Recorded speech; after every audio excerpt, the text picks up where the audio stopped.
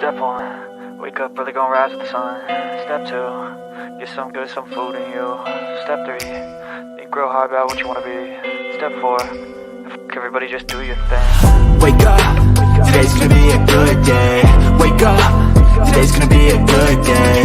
Wake up, today's gonna be a good day. Wake up, today's gonna be a good day. Wake up, today's gonna be a good day. Wake up, today's gonna be a good day. Wake up, today's gonna be a good day. Wake up, today's gonna be a good day. Yo, set your affirmations, aspirations. I got shit to do, the aftermath of preparation. Good food, good mood, blood in circulation. One step at a time, yeah, that's how you make it. Set a goal you control and the steps you take them. I try to pick one thought, have some concentration. And if I make a mistake, it's called education. I try to do this every day, call it replication. Wake up, today's gonna be a good day. Wake up, today's gonna be a good day. Wake up, today's gonna be a good day. Wake up, today's gonna be a good day. Wake up, today's gonna be a good day. Wake up, today's gonna be a good day. Wake up, today's gonna be a good day. Wake up, today's gonna be a good day. So life ain't easy, yo, I think there's a reason though. Ups and downs, just like every different season, yo.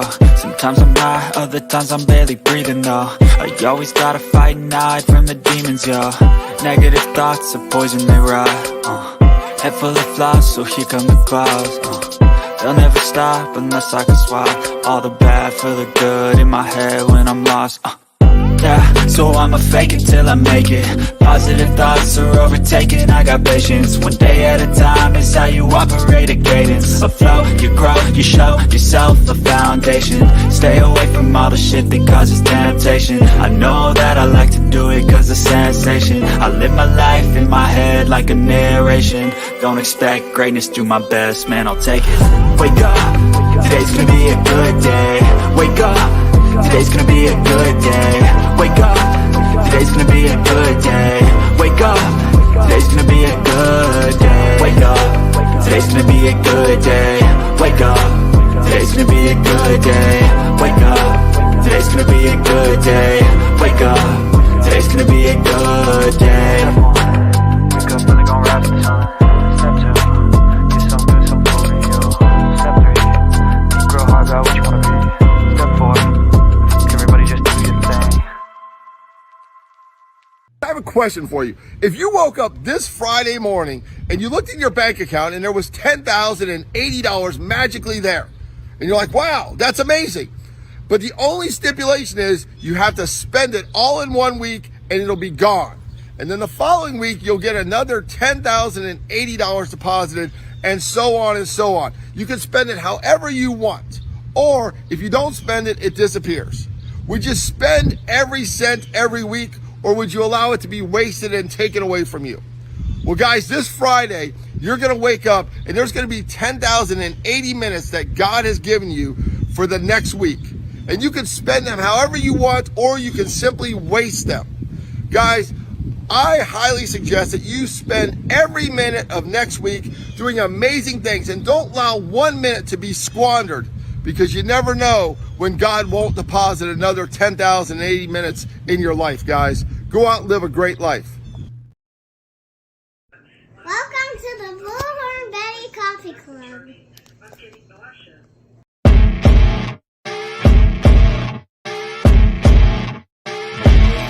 As you wake up in the morning, you want to find the latest, greatest information about criminal cases and have an intuitive conversation about the suspects associated with these cases. Head over to the Bullhorn Betty channel on YouTube.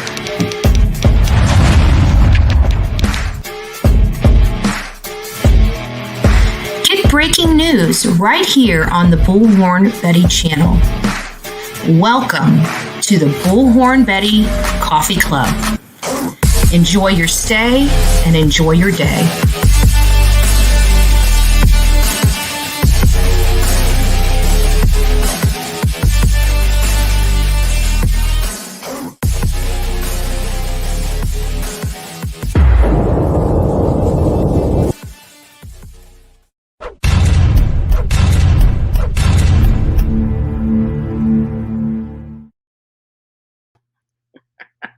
Good morning. Happy Friday. TGIF from Bullhorn Betty to each and every person, 109 people that are watching this morning. We have a lot of stuff that we are going to go over. I typically put, other stuff up front, and then we get into the Bryan Kohberger stuff because I want people to pay attention to the other stuff that's going on. That's why I always put it up front instead of in the end. But we're going to do things a little differently today because we have a massive, and I mean massive, amount of paperwork that just came in, right? Over 100 pages just dropped. I'm actually going through it. I actually have some kind of brainiac strategy, and I'm going to see if it works. And I'm not saying anything about it until I execute it to see if it works. However, we've got a lot of documents here, and I know some of these, because of the amount, some of these have been gone over singularly. So like one creator may decide to discuss the AT&T information, the redacted information, and things of that nature. We're going over all of it. We're going over every single one of these documents. I'm going to explain to you what I'm pulling out of this information and what you may want to be looking at as we're moving forward. I also, they state a lot of different laws in here to, of course, redact this. No matter every law I've seen and read, it is limited in nature, limited in scope. They are being overly aggressive with the sealing of this without proper cause. They're saying they're having these meetings and hearings, and they very well may be. I don't think they're lying about that. We're not privy to that. They're not posting those hearings properly on the docket. Those hearing notices are not, have no duty of redaction whatsoever. So there's still a lot of violations here, especially with the documents, hearings, notice of hearings, and things of that nature that I'm seeing not being put on the docket and not available for public's view. There is nothing in a notice of hearing. Absolutely nothing, even after the fact of the hearing. There is nothing in the notice of hearing that could possibly, literally possibly, have any purpose to be redacted or sealed. No notice of hearing. There is not there's nothing literally, unless they are talking about a super confidential matter, that even the notice of hearing may break that confidentiality. Literally, we're seeing no notice of hearing, but yet we're hearing about all of these hearings that took place to redact or seal these documents. And so I'm very, as a legal professional, I'm highly frustrated with this process. I'm highly frustrated with how the law is being applied. Now, don't think I'm saying that they have no duty to seal any records. That is not what I'm saying. I'm saying that by law is very clear and very specific on the grounds in which you can seal a document. And it has to be limited in nature. And you have to meet this, a test, just like every other. There's elements to see if this is proper.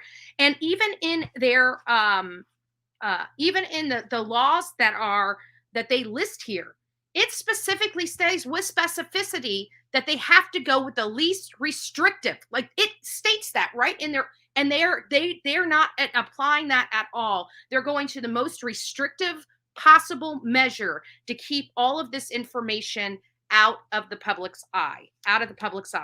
Redacting information so it's not identifiable, but they're removing the entire IMEI number.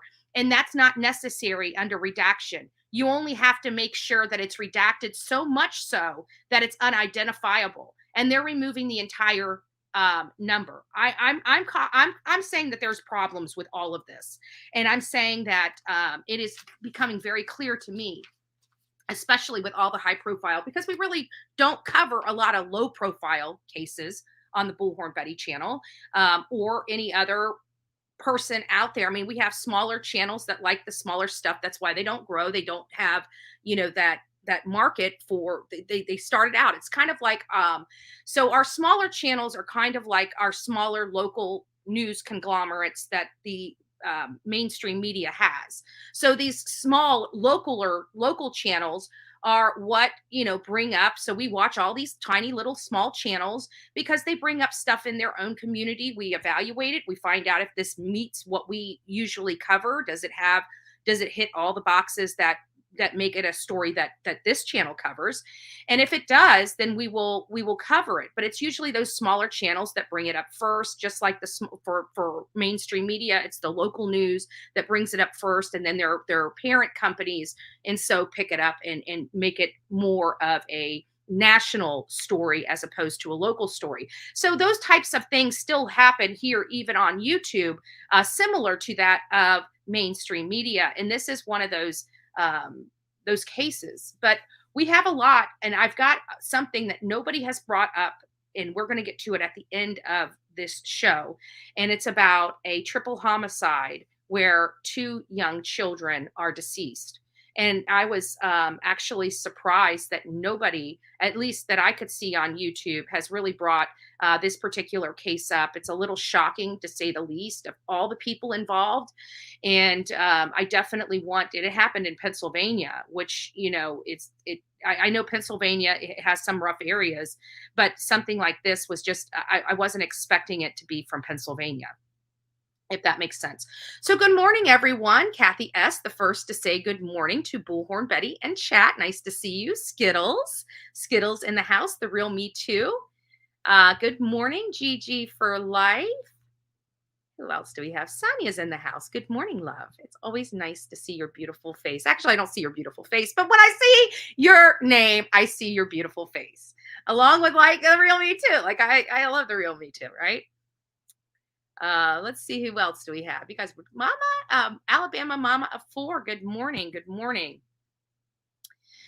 I did find, I know it wasn't from Alabama Moms, from Twin Mom that wanted to bring up Daniel Robinson. And I did find, somebody sent me the post. Who was it? Was it the real me too that sent it to me? It was somebody that sent me the post. It might have been just Samantha too. I can't recall. But remember I said that I thought Daniel was found. I thought they found him deceased and all this other stuff. Somebody did find that clip. And so I'm trying to track it down because there was a body that was found in the general area. And it was rumored to have been Daniel, but we never heard anything about it, who it was, or if it was him or anything like that. So at least I wasn't going crazy. Somebody did send me the post and it was the post that I read, because when we were talking about it, I said, for whatever reason, I thought he was found and he was found deceased. I had no idea he was still missing. Well, we do have that, and I'll get to that at the end of the show because we have so much Bryan Kohberger stuff to go over that, even the triple homicide, depending on how long this is going to be, we're going to be here as long as it takes today. I haven't been online a whole lot because I've been dealing with other personal matters. It's taken a lot of time away from my show to have to handle. But we're at the end of that. So it's time to start getting back on track with the show and getting back on track with this information, because now there's a lot more information coming out. Naturally, it's redacted. So we're taking every little bit of information that's unredacted and trying to make heads or tails of it. So Candy Apple, it's nice to see you this morning. Sheila, Angie, it's nice to see you as well. Good morning. Good morning. I hope you had a wonderful time in the Keys. Yes, I did. And, and people, it's so funny. It's so funny. That's why I have to tune all the noise out. It's because no matter what I do, it's wrong, right? So it's like, oh my God, look at her. She's taking all these vacations. Look, I've been working for 2 solid years, okay? Nonstop, traveling the entire country. And literally, I've gone out to the beach and it did work. Now, mind you, the doctor's office was work. It was a video that was posted. It was stuff that made money. The ugly grouper, again, another thing that made money. This was the only time that I have actually left for a personal event. Like I literally went to go see one of our own that happened to be in Florida, a person from California. So it was like literally, my mini 1 day, 24-hour vacation. Right.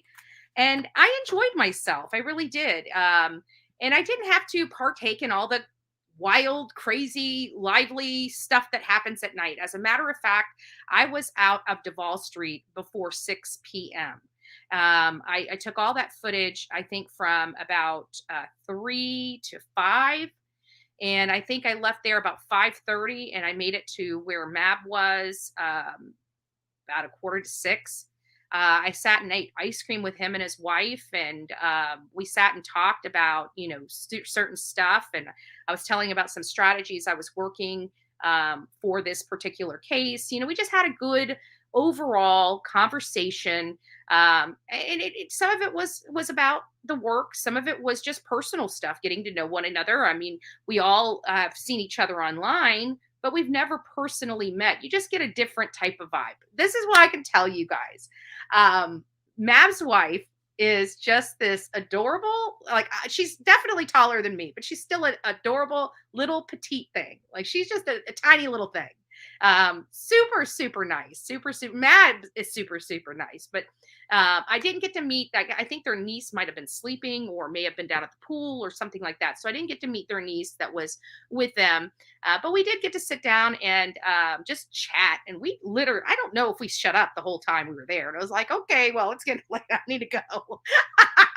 It's basically how it is, because it was already 8 o'clock, I think, by the time I left.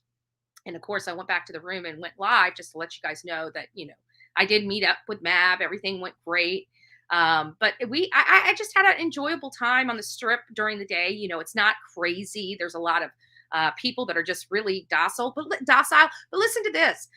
You want to talk about how small a world is, right? Like you can literally travel, like this is 7.5 hours away from where I currently live, 7.5 hours. So it was a travel 7.5 hours there. I stayed there for an evening and 7.5 hours travel back, right? It was a lot of driving for a little bit of fun, but it was all well worth it. It was all well worth it. And I have to be honest, so I was down there and I got to walk and see there's a lot of places that weren't quite open yet, I guess, because it wasn't evening, but the staples, the stuff that we hear that is synonymous with Key West, like Sloppy Joe's, Hog Breath Saloon. I was able to go by there and talk to some people, take some footage. I talked to a gentleman at Hog's Breath Saloon that gave me the history of Hog's Breath, because you could tell he worked there. He was kind of like this big guy, big bouncer guy. And you could see he was going behind there. He must have been a manager of some sort there. And so I asked him if he worked there because he was handing out some money to some of the employees. And so he sat there and talked to me. And I told him, I said, I'm not recording you or anything like that. But, how long have you been in, Key West? He told me he had been there 25 years. And, I asked him because, my cousin, the chef that travels the entire world on yachts, making, food for very wealthy people, including he's had princes on his yachts and stuff like that he's cooked for. It's amazing. But it was all about being bitten. It's all about being bitten. He said when he went down to St. Thomas, he was bitten, and that's why he never left. And, he went to the, I guess it's a well-renowned chef school, the Cordon Bleu. I don't know much about chef school, but apparently it's the prestigious of the prestigious, apparently. So anyways, he's traveling all over the world, and I can't imagine what he's finding. I just went down to Key West, and I'm going into Sloppy Joe's, and I'm sitting there and I'm having a soda. I ordered some fish tacos, and Mab walks in, and so that was the first time. And he's like, "Oh yeah, I'm just getting some soda and ice cream, and I'm heading back to the room. Why don't you come over? Me and my wife will be there." And I'm like, "Okay, no problem. I'll be over there." I said, "I think I'm going to come here and at least over to the Hog's Breath and get some footage, and then I'll be over." So it was, but while I was there at Sloppy Joe's, there was people sitting next to me, and then, Mab left to go get the ice cream and soda and take it back to the family. And I was still sitting there, and 2 chairs opened, and I was right behind, the tap. So you really can't see. I'm having to duck to talk to the person that's, serving me and stuff like that. So as soon as the chairs open, this couple, really nice couple, is like, "Oh, you can move down here. They've left. Come on down." And I'm like, "Okay." So I started talking to them. Would you know, they 18 months ago, they purchased a home in Manatee County. I'm like, I'm like, what? And they tell me where it is. I'm like, oh, your commissioner's James Satcher. You know, they're like, oh, it's an up and coming community. I'm like, yes, it is. And the infrastructure's not even in yet. You know, we still have parks to put in and all this. And I'm like, really? I'm like, oh yeah. So we get into all of this conversation, but how wild is that? That I literally travel 7.5 hours away. And wouldn't you know that my butt is planted next to somebody from my own county, from where I'm sitting right now, right? I can't even run away from home and get away from home. That is insane.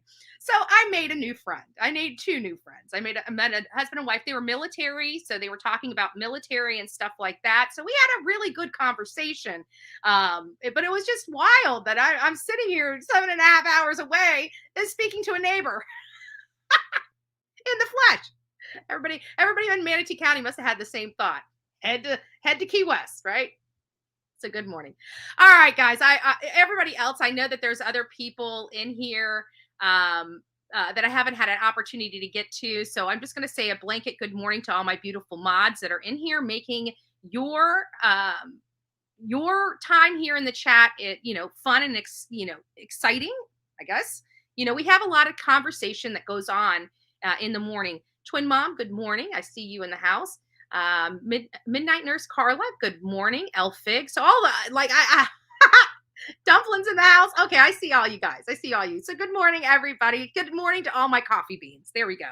All my mods and coffee beans. And to the haters that can't get enough of me, I also want to tell you, TGIF, I hope you're having a great day. And I'm hoping that you're keeping your crazy in check. But if not, we've got moderators that love to whack a troll. So hopefully you guys can play nice. If not, too bad for you. Okay, too bad for you, right? So good morning. I see Mike in the house. Robert's girl. Oh yeah, I see you guys. I see you guys. Good morning. Oh, Kayla's in the house too. So before we get started, I always take a few moments for the language of letting go. I didn't take the book with me. We probably are all in major need of some language of letting go. And the only reason why I'm reading it this morning, even though we have so much to go over, is because this, I truly believe every single person, Matt Chatter, good morning. Every single person, Bonnie's Journey, every single person could use this message. Everyone in this, even the ones in the back, could use this message. Sure could. June 2nd, we're getting into practice peace, right? Remember, we were just out at Key West, and I said, this is a great time for reflection. Good morning, Josie. Great time for reflection.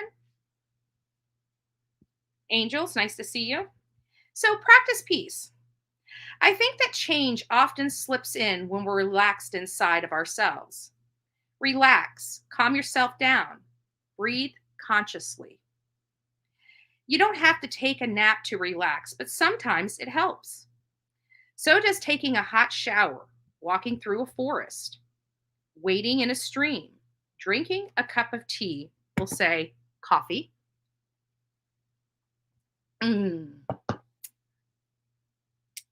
Going for a swim, watching a movie, listening to music, saying a prayer, meditating, getting a back rub. Ooh, that's a good one. Looking at the moon or hearing a good joke. Become conscious of how your body feels when you're relaxed inside. Do you stand, walk, sit, breathe? Become conscious of how you feel and what you think when you are relaxed. It's almost like nothingness, only you're awake and aware. There's no angry thoughts and feelings, no frightened thoughts and feelings. Practice relaxing until you can take that relaxed feeling with you, no matter where you go or what you're doing. When's a good time to relax? When you can't do anything about whatever is bothering you. When you're afraid. When you're certain that you have to do something, but you don't want to know what it is or what that something is. When you're meeting someone for the first time, obsessing, feeling guilty, grieving, feeling lonely, telling someone how you feel, balancing your checkbook, falling in love, getting a divorce, climbing a mountain, or learning to do something new. When you practice relaxing inside, you're practicing peace. Practice peace until you can do it perfectly. And you guys know about perfectly, right? You know how I feel about perfection. There's no such thing. So what does it say? Keep practicing, right? Never stop practicing. God helped me learn to consciously relax inside of myself.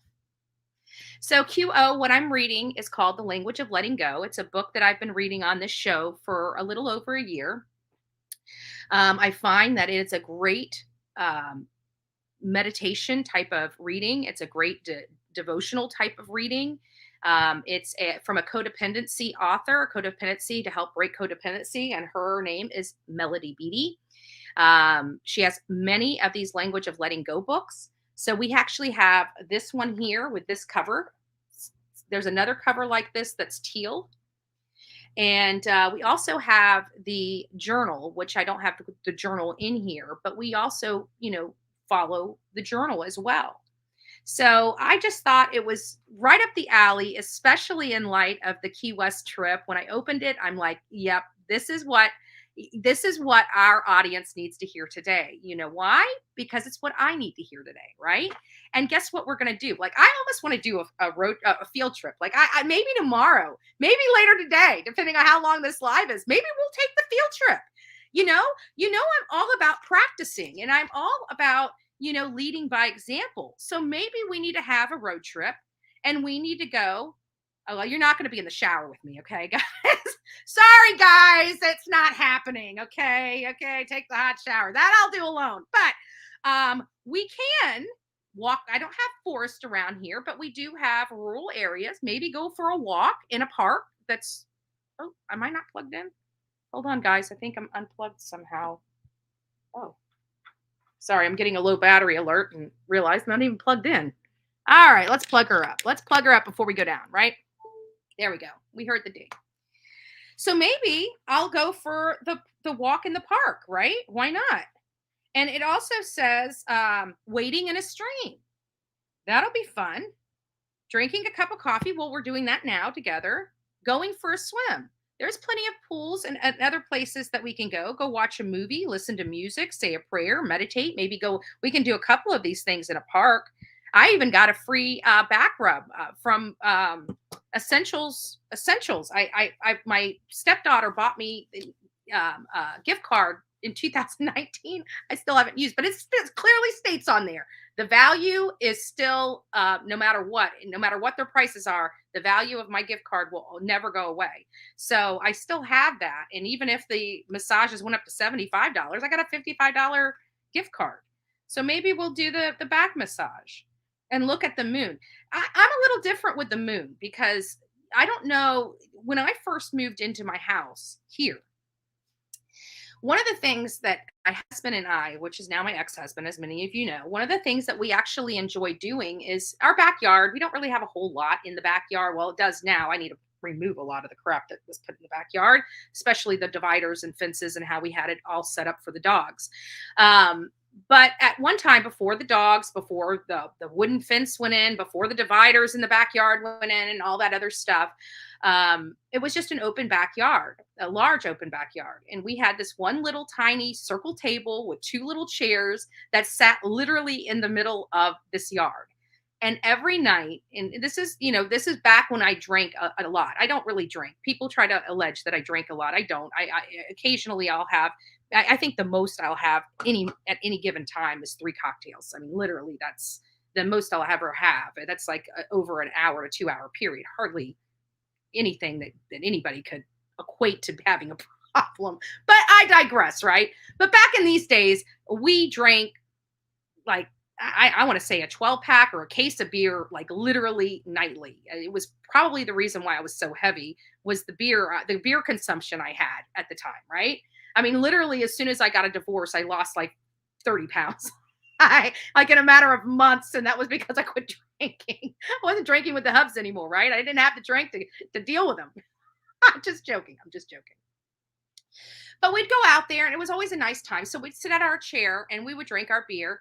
And at night, at dusk, there was a lot of wild bats that come out. They're Florida bats. I never noticed them until I moved into this house, but it was almost like an evening show. So it was one of those pastimes that we actually enjoyed doing, which was going out and we would stay out there from 6 to 8. And it would be like this 2-hour show of all these bats just kind of up in the sky. They're going after the little insects. They're darting. They're the coolest things. They come close to you too. I remember I'm like, whoa, like that was what I had a duck for. I'm not lying. Bats in Florida. Who knew, right? But it was just, I haven't been out there in literally years to watch the bats. I don't know if we don't know where they came from. We knew that there was a lot of dilapidated homes around here. A lot of those dilapidated homes have been torn down. I'd have to assume that that's where bats were staying. We have a lot of huge Australian pines that go up, 60 to 100 feet. They could be in the pines. Yeah, I know, right? But it's just crazy because of, some of the comments that were said from doing two of the, the doctor's office and the grouper. It's like, seriously, people, you're talking about sticking something and smoking all day long to make you out of your mind. But I go out and do a job. And for whatever reason, I can't even do that. It's just, they're idiots. I don't know what else to say. Anyways, getting back to this, we're going to go ahead and pull this up. I wanted you guys to see what we're looking at here. So this is the Idaho, obviously the Idaho docket. It has all the major cases for Idaho in here, including Lori Daybell and Chad Daybell. So we're on here and we're looking at some very specific entries here. And that's kind of like right in here. I've got all these pulled up, but we're really going to be starting with the AT&T order to seal the Google, the Reddit, the Snap, the Strava, and the TikTok. Oh, sorry, I didn't realize it was so small for you guys. Hold on here. There we go. So we're going to be staying kind of right in this little general area here with our commentary today. I think it's all of these. I think I got all of these. Let me just make sure. No, I even put the notices hearing. So it's that right there. This is basically what we have for our topics of discussion, all this right here. So we're going to get into the newest stuff that dropped first, okay? So this is the orders to seal, the AT&T redacted, the Google, and all this other stuff. This is where we start getting into some interesting information. Is this the AT&T? So what I'm looking for is, we know that this is redacted. Now, of course, I disagree with everything being redacted in this case. I've never seen anything quite like this before. This is going to be interesting. I mean, you can look at we can honestly say the Chad Daybell and Lori Daybell case was a difficult and definitely, without a doubt, a well-known case that was covered in depth in the media, high-profile case. Clearly, she was able to have a fair trial. And I can tell you, there wasn't this amount of redactions, sealing, and non-dissemination that this is so overly broad. It wasn't even like that. So it's going to be hard, again, for these people. And we're going to go over some of the law because I want you guys to hear it for yourself. I want you to see it. I want you to touch it. So there's a few things that on this one alone, and it's not really on this order because all these orders, the reason why we have this page here that you're looking at right now is because this order will remain in effect until a further order of the court right here. It's not highlighting for me, but that's where it's, oh, you can't even see why can't you see my cursor? That really frustrates me. So you can't see my cursor, but it's the number 3 where it says it is hereby ordered. It's number 3. This order will remain in effect until further notice of the court. That's not limited. That's indefinite. It clearly states in the statutes that it has to be limited, not indefinite. This is indefinite. This is the definition of indefinite. Definitely does not bode with the law. Now I haven't looked into case law, and I'm interested in that. But the reason why is because this was slated to be released June 1st, yesterday, 2023. The affidavit in support of this search warrant was slated because she was following the law where it was limited in nature, And we're going to go over the law as it's written in the statutes. Now, that does not define that statute. The case law defines the statute, but we are going to read it either way.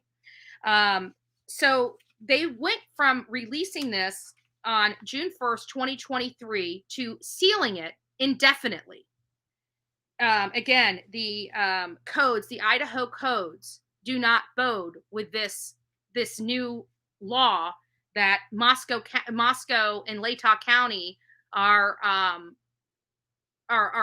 working with. This is not a law that I'm reading, and I'm very confused about these judges and their ability to handle a high-profile case. And that's been my concern from day one, as many of you guys know. That has been one of my biggest concern from hi C12. Nice to see you, love. Good morning, sweetie pie. Oh, Lady O, Cranky Pants, nice to see you.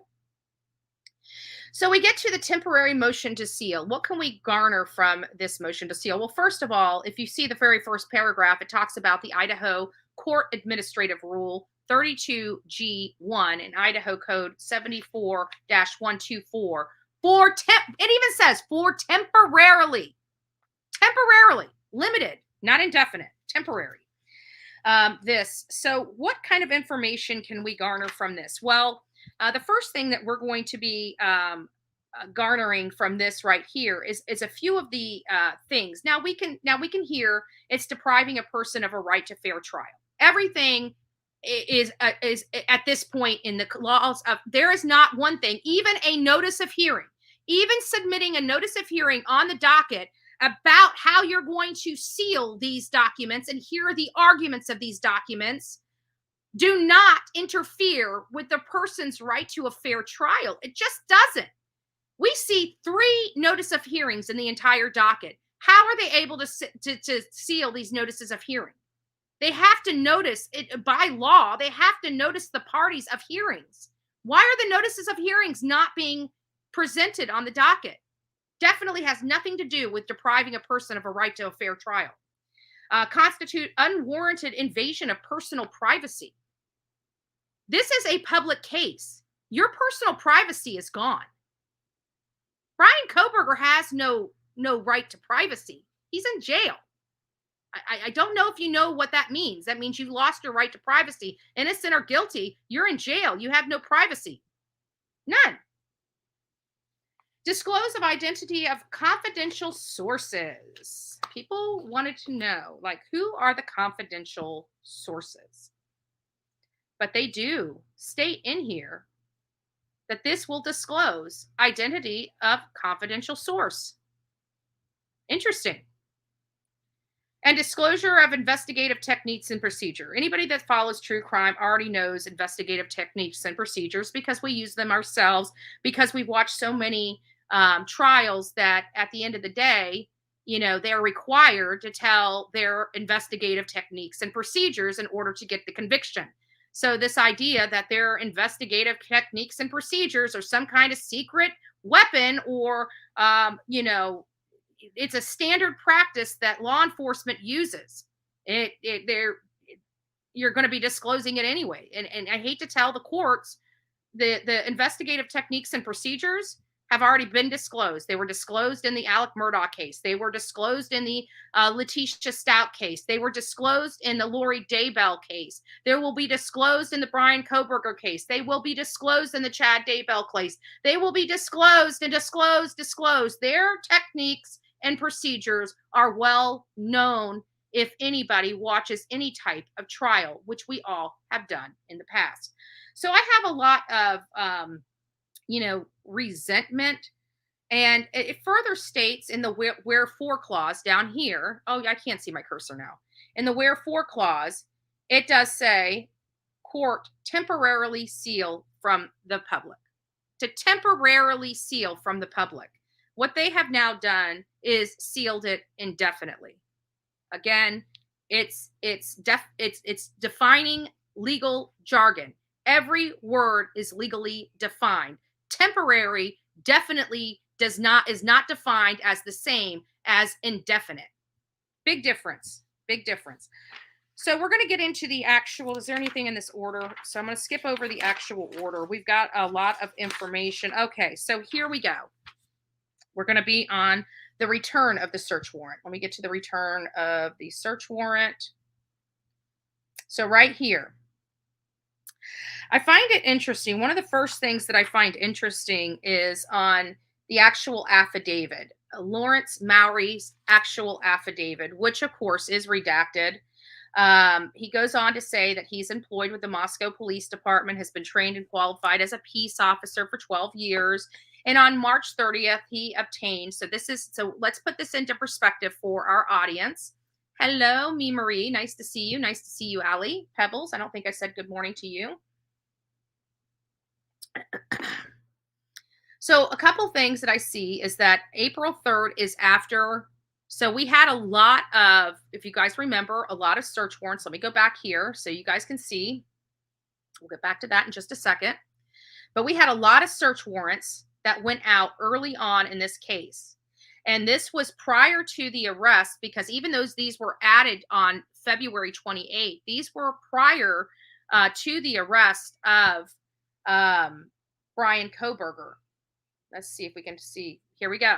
For a prime example, here you have it, where the search warrants came in prior to them knowing Bryan Kohberger was the assailant or the one that they believed was responsible. If we recall, it was the early morning hours of November 29th that they finally just ran across. They had just ran across Bryan Kohberger's car. They had, early morning hours. I think it was like midnight or 1 o'clock in the morning.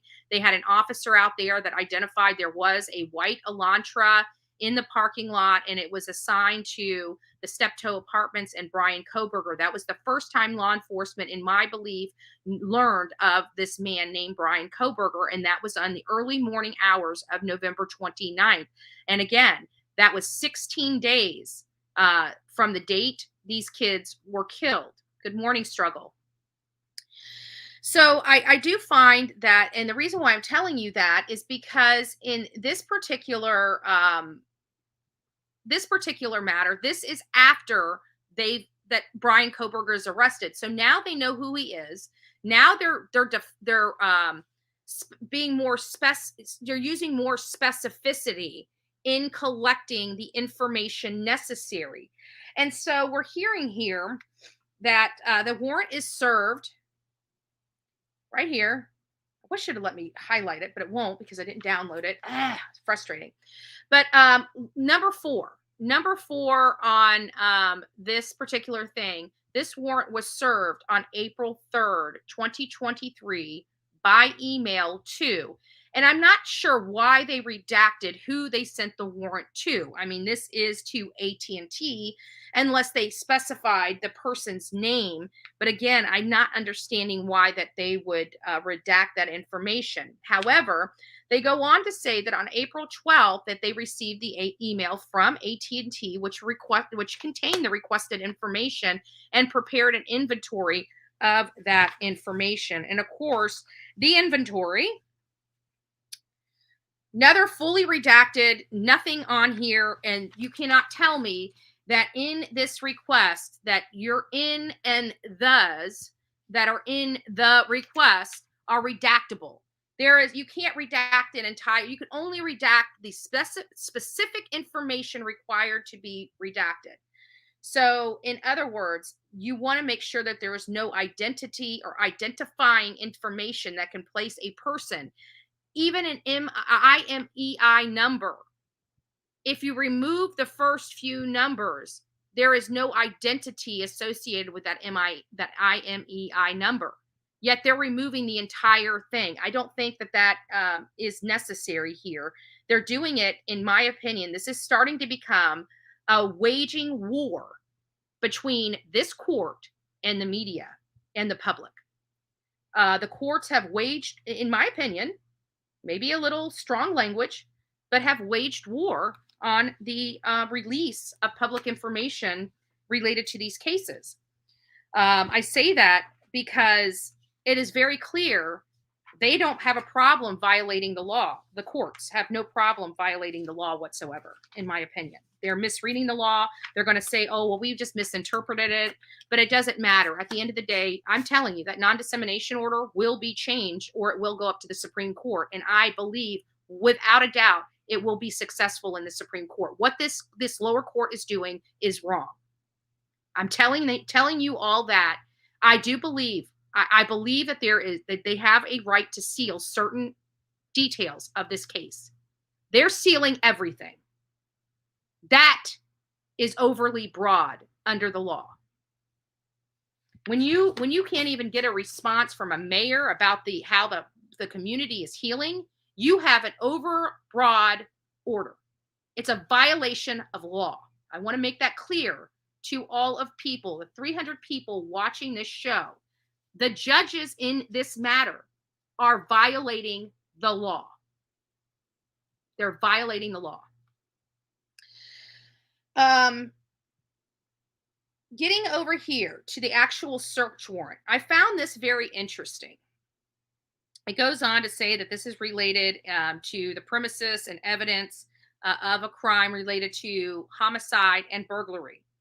But what I find the most interesting with it being with AT&T, and I highlighted this information, and it starts right after the service provider, right here. Here's the service provider right here, and right next to it. I want you to listen to this. Including any messages, records, files, logs, or information that have been deleted but are still available to the service provider or have been preserved pursuant to the request made under 18 U.S.C. section 2703F, the service provider is required to disclose the following information to the government for the following listed accounts, and look at the time frame that they're seeking. They're seeking June 23rd, 2022 to August 1st, 2022. I hear congratulations to Lady O. What's Lady O? What are we congratulating Lady O about? Let's congratulate Lady O. I just want to find out what we're congratulating her about. Hold on. I'm going up. I can't find it, Lady O.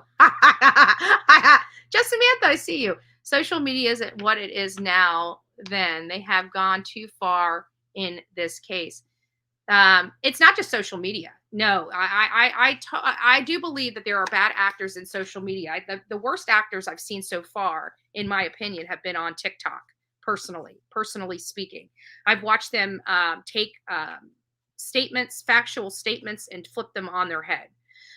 So I don't know if it's all social media. There are bad actors on social media, just like there's bad actors in mainstream media. Okay. We have the Peter Hellings, all these confidential sources, the Ashley Banfields, the Chris Comos that like to just make up stories and hide behind confidential sources when there's lacking information. So I believe that this is not, I don't like to paint with a broad brush, because I see very responsible people on social media handling their business appropriately and keeping the information, from going into conspiracy theories. I mean, we here talk about all the facts of the case. Obviously, these are facts of the case, right? We always talk about the facts of the case. And then we always use the facts as the basis to come up with any kind of theories or opinions or speculation in nature, when it comes to these cases. But there are bad actors. But let's be honest. There's bad actors in all forms of media, period. There's bad actors in all forms of media. Newspapers, magazines, mainstream media, social media. Social media has made things move a lot quicker than a lot of these news organizations are accustomed to. And Twitter is a good example of that. Whenever there's breaking news, the first place I always go to see if the news is legit and to find sources is Twitter. It moves that fast. Everybody's on this Reddit kick and all this other stuff. I'm not a Reddit fan. I post a few things in Reddit. It gives me a good perspective, talking points and stuff like that. But I don't take Reddit. I take Reddit with a grain of salt. I don't take Reddit like I do Twitter.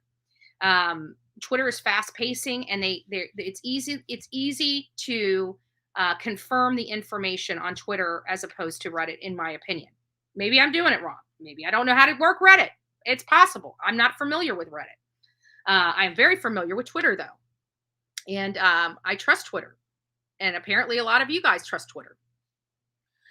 So in this particular thing, I was very interested in for the time period of June 23rd to the 22nd to August, because this is after they've arrested Bryan Kohberger. Why didn't they take this up to the time period of, November 13th when they were killed? I really don't know. But there's something here that is starting to make me wonder if he has two cell phones,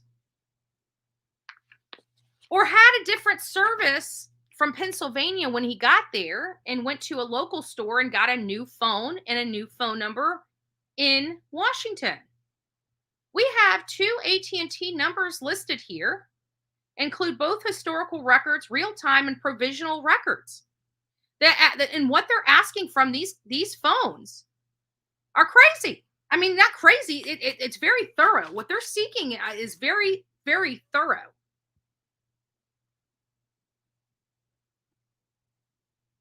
See if I can get this so we can get it up big so you guys can read it.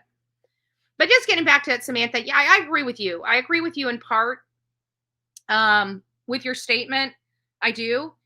But I think what people fail to realize is social media, according to the U.S. Supreme Court of the United States of America, by way of Packingham versus North Carolina, they identified social media as being the public square. What is the public square defined as? Media, newspapers, magazines, digital, right? So your news on TV, your news by print, and your news on social media. Social media is now part of the public square, according to the U.S. Supreme Court. So if social media is a place people can come to get their information related to cases, it is covered by press and media, the First Amendment to the Constitution, to the U.S. Constitution. And each state has a derivative of that U.S. Constitution in their state constitution. Therefore, the First Amendment could be the 14th Amendment, and depending on what state you're from, right? So the numbers of these things are different from state to state. How they put your, the U.S. Constitution in place on the state level, the numbers are different. And I say that because a lot of people would think that because the First Amendment to the U.S. Constitution is the freedom of speech, they would assume that the First Amendment to their state constitution would be the same.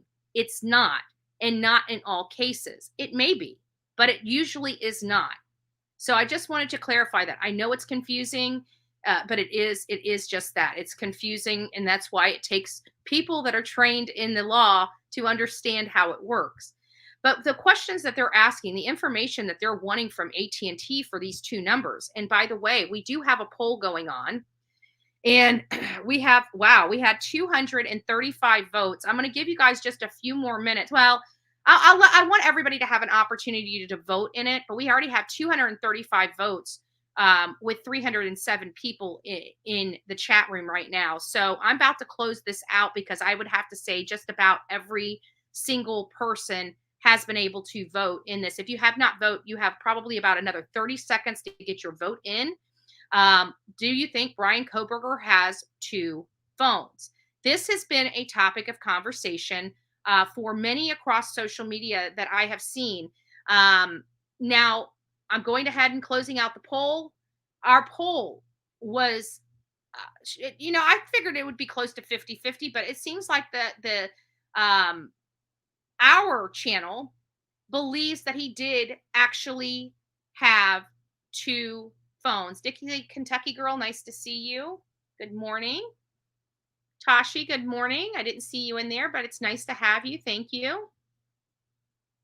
Kind, be kind. I haven't given you a holler out in a while. Nice to see you. So they're asking for information, including listed addresses, other listed telephone numbers, social security numbers, date of births, names, addresses, other customer identifying information, mobile, handset, or device identifiers and serial numbers, activation date, deactivation date.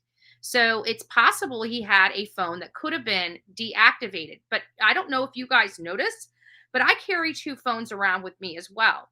One is active, one is inactive. Well, I shouldn't say that. I've actually activated a new phone. I'm going to be changing my number in the next 2 weeks. I've already got a new telephone number, as a matter of fact. And I'm just waiting for this service to be done, and because I've already paid for it, it's a prepaid, so it's going to be active until it's time to prepay it again. So I understand this whole deactivation date. Is it possible he did have two phones, but one was turned off? Did he try to hide the other phone? Maybe they only found one phone, but found evidence of a second phone. There's a reason why they have went at this AT&T carrier for two separate wireless numbers. Subscriber name unknown at this time. Subscriber name unknown at this time. So they have wireless phone numbers that they don't even know who the subscriber is. Could Bryan have had either a burner phone or a couple of burner phones? Could this have been multiple phones that he as meticulous as he is, could he have purchased burner phones and used burner phones to follow and stalk, cyber stalk, and personally stalk these victims? It's a legit question. And based on this information, it appears that there are at least two other phones that are unaccounted for or have no names. They have no idea where they came from. Is this one of the suspect numbers? That 8456 number or whatever they had as the suspect's last four of his number. That's what I'm talking about. You see how they redacted that, but they kept those last four numbers in. Those were it was no longer identifying to that person. So why can't they use those same things? If these people are already identified, or this last four numbers are already been published in another court record, why can they not be added or published in these documents? That's what's concerning for me. Device purchase information. This is specifically to include the date, time, location of where the device or prepaid refill cards were purchased. I don't see a lot of this refill prepaid card, but this may be a standard document in light of all the new cell phones and all the new ways of purchasing. Sorry, I have to stretch my legs out. They're getting cramped up. All these new ways of purchasing information or purchasing phones. Maybe this might be a standard thing where they ask for prepaid refill cards and stuff like that, because they don't know if this is a contracted phone number or a prepaid phone number. I can tell you nowadays, prepaid refill cards, I guess people do purchase them that don't have credit cards, but with my service, which is a prepaid service, they just run my credit card every month until I remove it. It sounds like a throwaway phone. It does. So that's what I'm thinking. But it appears that there might be two of these throwaway phones. So if they, we don't even know what service Bryan's cell phone number in the Brett Payne affidavit, we don't know what service that was to. Is it possible that he had three phones or two phones? Because these are listing two separate wireless numbers with a subscriber name as unknown at this time. So I'm venturing to say that there's something else. Now, could this be unrelated? I mean, it does say up here that it's related to, Moscow, Idaho, the homicides, but it doesn't specifically reference, it doesn't specifically reference Bryan Kohberger up there. It just referenced these phones. Why am I pointing that out to you? Because you're going to see in other, in more of these orders to seal these documents, you're going to find that they specifically identify in these orders Bryan Kohberger. This here, related to the AT&T document, does not state Bryan Kohberger anywhere on here. So it is possible, just to throw this out there. Midwest Mima, nice to see you. Oh, did we get some memberships? Let me pop over here. I'm sorry. I'm not paying attention to my phone, even though my mods make me. They're like, you need to pay attention. Oh my goodness. I missed everything. ZA was a member for 4 months. Thank you, Betty, for everything you do. Thank you, ZA. God bless you. We love you. Julie, thank you. She gifted 1, 2, 3, 4, 5 gift memberships. 5 gift memberships. Thank you. Thank you so much, Julie. God bless you for your support of the Bullhorn Betty channel. We have a lot of great supporters of this channel. We really do try to make this a fun and make it a family event. Like, I feel like most of you guys are family, and I know that's the way you feel about me, because whenever we have separation, like when I'm gone, I miss you guys, and I know you guys miss me. Right? So there's no dispute. I mean, you guys are like my extended family on here, and I know it's likewise. So they're looking for any emails associated with the account or with the device that is currently on file and stored in normal course of business.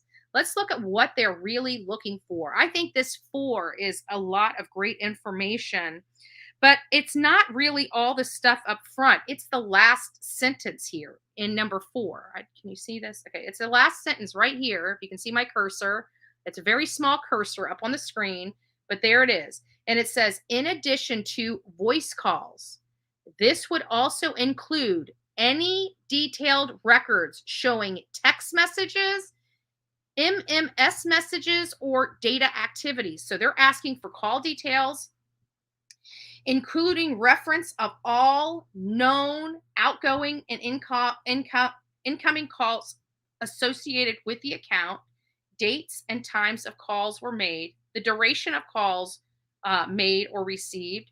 This is to include any other pertinent call detail records, including special feature codes and other codes that are maintained in the normal course of business for the service provider of any cell phone numbers identified in the course of this investigation. And what I find really interesting in here is they're asking for special feature codes. Is it possible he used special features on his phone to mask his identity? I.e., we know that there is star 67 and star 69. I can't remember what they are. I think star 67 or star 6. I think star 67 is to forward calls. Maybe it's to block your number. But there's one that is to make you come up as an anonymous person. I think it's star 67. You push star 67 and dial the phone number, and it won't show your name on the caller ID. So maybe those are the special features that they are talking about, referring to this, because again, it looks like they're looking for his contact with him. We're going to be like, there's a lot in this AT&T stuff that really kind of gets to me with this. So we are on 4, and that's really all I had about 4. Now 5 is very interesting. This is kind of the stuff that we learned in Alec Murdaugh's case, right? So they're asking for, in 5, for AT&T, they're looking for any site information, including all known towers associated with outgoing and incoming calls, call detail records. The information is to include any sector information, azimuth for each identified sector, cell site location, handoff tower and sector, time on tower information, and other related material that would be necessary to identify the location and sector in reference to the cell site information. Oops, let me move up on the next page. Information associated with the call detail records in the event, the event, text messages, MMS messages, data activity, including IP sessions, destination addresses that were produced. These records also are included in this request. Why do they want the records from the phone? Exactly. That is my thing, Angel. That is what I've been talking about. I personally don't know. You would have thought that they would have wanted to go all the way to November. There is something, it seems to me, that happened between this July. Let me go back to the date.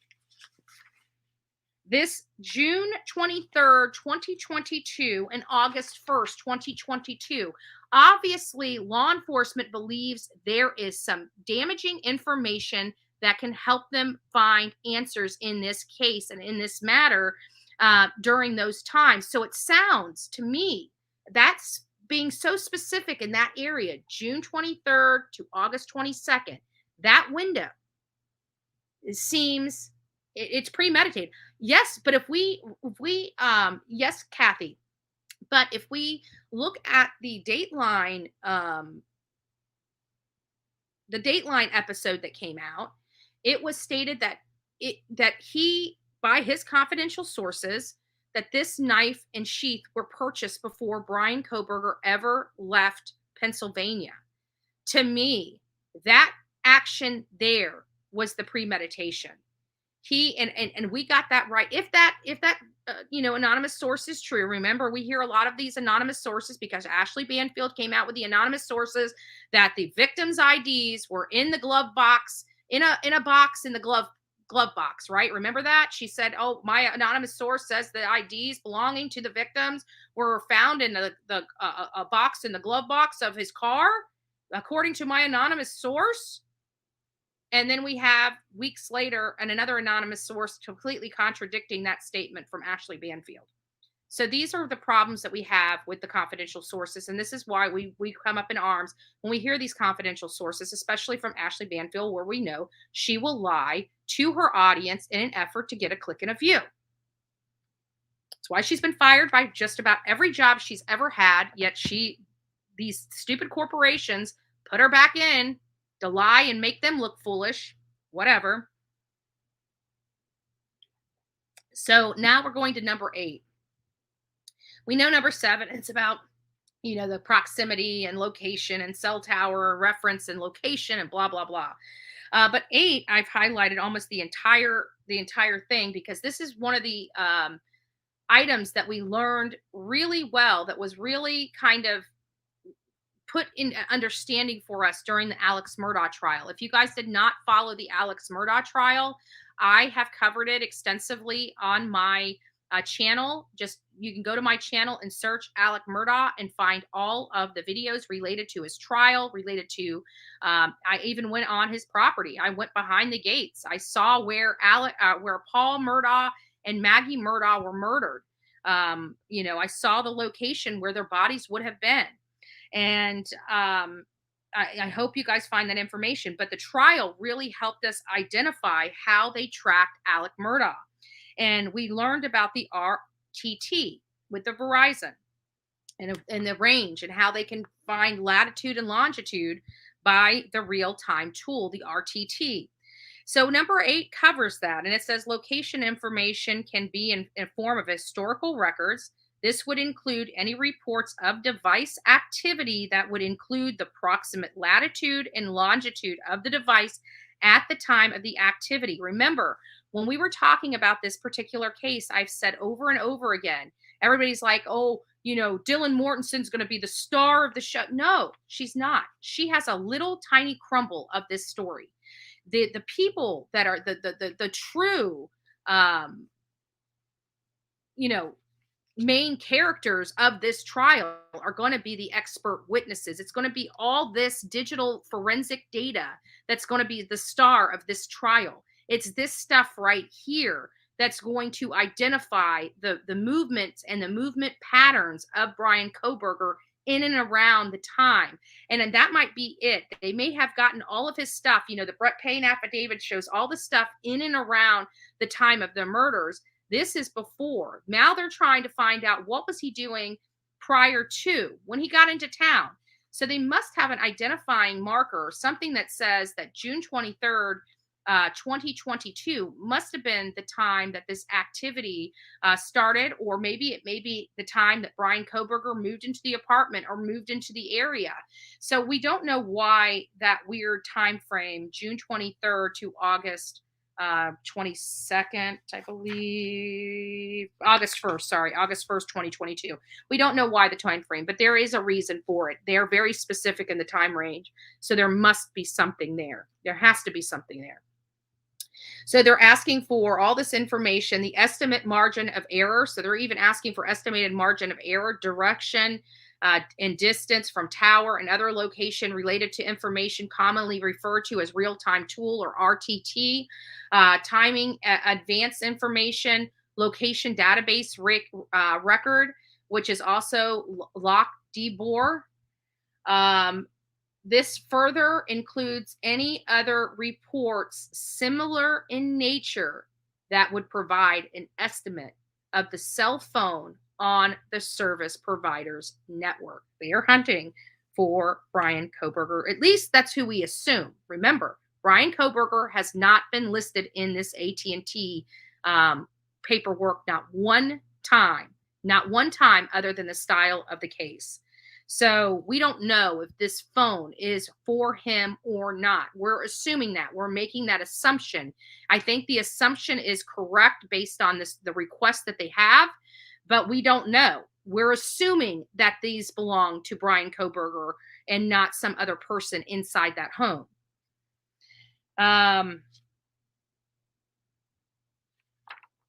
9, they're looking for all text messages or MMS messages, including message content currently stored in the normal course of business, including any cloud services. So the cloud services, I didn't realize about these cloud services until I own the Apple phone. I will tell you, I always say it, I will profess, I do not like Apple products. I think that they're overpriced. I think you can get, I'm all about value and things of that nature. And I don't find value with an iPhone. I know some people disagree with me. I'm not saying that it's not a durable product. The make of this product is very durable, but to have to pay to even flip your camera around while you're recording, that really rubs me the wrong way. I will never, ever, ever purchase another Apple phone for that one specific feature that they're making me pay for on an Apple product that I paid $1,200 to have. I will not do it. When this phone is broke or destroyed, or I just get fed up with it, I'm getting a new phone, and it will never, ever be an Apple product. They have, I tell you, marketing at its best. Apple products, marketing at its best. The products last long. I'm not disputing that. I'm just saying they nickel and dime you to death. I would rather pay half the cost and replace my phone twice than to have to be nickeled and dimed to death for stupid features that should come standard. So they've lost my business. I will never own another Apple product. The Apple products you see me with now are the only Apple products this girl will ever own. I promise you that. They're overpriced, and literally, you like with an Android phone. Did you know literally 90% of your stuff comes standard? Even the purchasable products has a free version for you to use on Google. It's limited, but at least you have something to use that you don't have to pay for. That comes standard. I like standard, right? I like standard. So we're at 9, and then of course the cloud data. But I didn't know anything because I now have to pay $9.99 a month to have cloud services because none of my stuff works together. Like everything has to be Apple product in order for Apple product to work. That's what I like about Google or about Android products. You can work Android with Apple or Google. They're not snooty. They're not snobby. Come one, come all. They work simultaneously together. I don't have problems using stuff. I only have problems. Even Google products, they hate Apple. You can't get your Google products to work properly on an Apple product. And I use Google for everything. I am not a Safari person. I think Safari is garbage. I like to use the stuff I use. I don't like being forced to use what I don't want to use. And I expect my stuff to work with the products that I choose to use. Apple is a pain in the ass to work with. Google doesn't even like Apple, yet 90% of our audience uses Google products every single day and owns Apple products. Doesn't make sense to me. All records and information required, if any, pursuant to the search warrant shall be provided in commercially reasonable electronic Microsoft Excel. So they're telling you how to put these in. So that's the AT&T stuff. I got to be honest with you. The AT&T stuff really does have a lot more questions than answers because we don't know who this is, who it's for.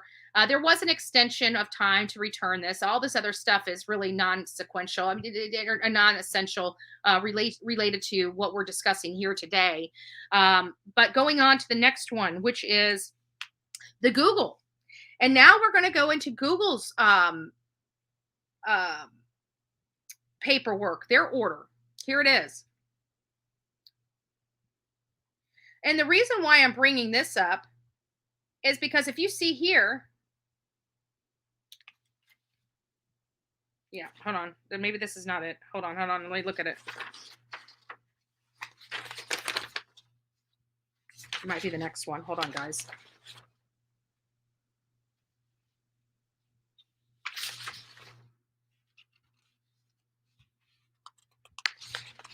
I'm pretty sure this is the one.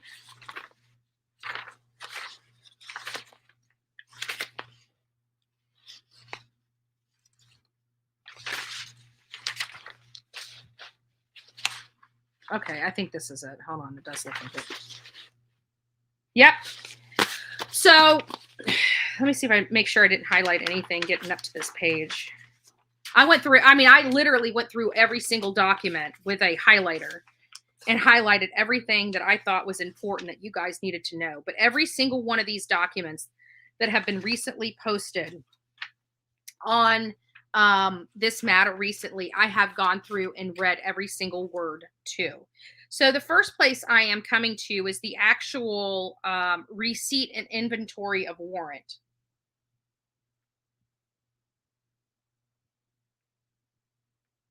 I'm sure I have something in the Brett Payne stuff. Why isn't that highlighted? Hold on a second.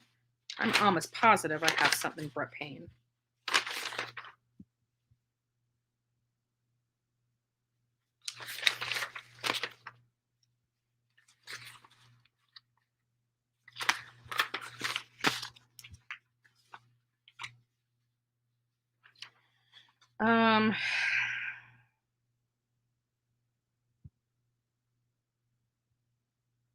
Oh, okay, never mind. The reason why I didn't do anything with the Brett Payne, the return of the search warrant, I thought I would, is because there was nothing in there. That's why. There was nothing that was any of relevance to it. It's just about the collection of the evidence. That's nothing.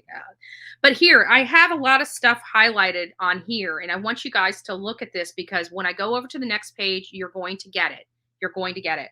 So here is the search warrant, and this is for Google records. They redacted records for blah, blah, blah, blah, blah, like, right? So they have Google records for blank, which doesn't make sense, and you're going to see why in just a few moments.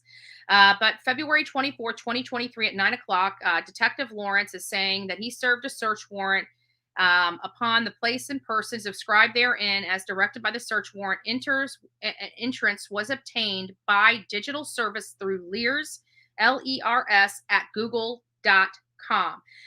If you don't know what that is, it will be explained. This is a database that they send their search warrants into, and it's like a system for law enforcement to work with Google in obtaining a certain subpoenaed required information or search warrants and things of that nature.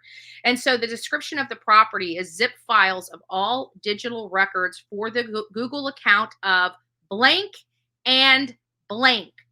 Two names are listed, blank and blank.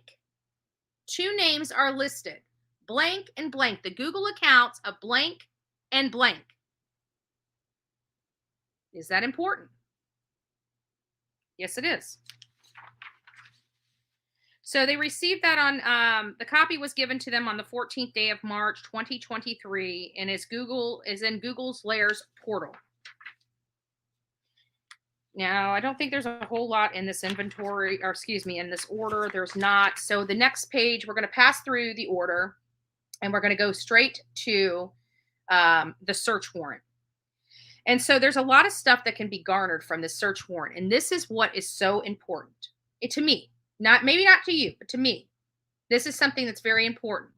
So this is the search warrant. It says, Lawrence Mowry, having given me proof upon oath this day showing probable cause establishing grounds for issuing a search warrant and there is probable cause to believe the property referred to and sought in or upon said premises consistent of information related to the investigation into the crimes of homicide at 1122 King Road, Moscow, Idaho, on Google account of Bryan C.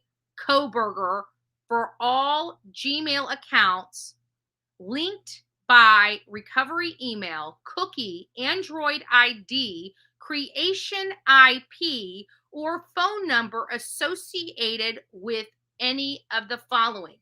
Now, you see Bryan Kohberger's name listed here in this search warrant. Now, let me make sure I'm right. Go to the search warrant over here for the AT&T. Search warrant. And when we look at the search warrant for AT&T, let's go back to that.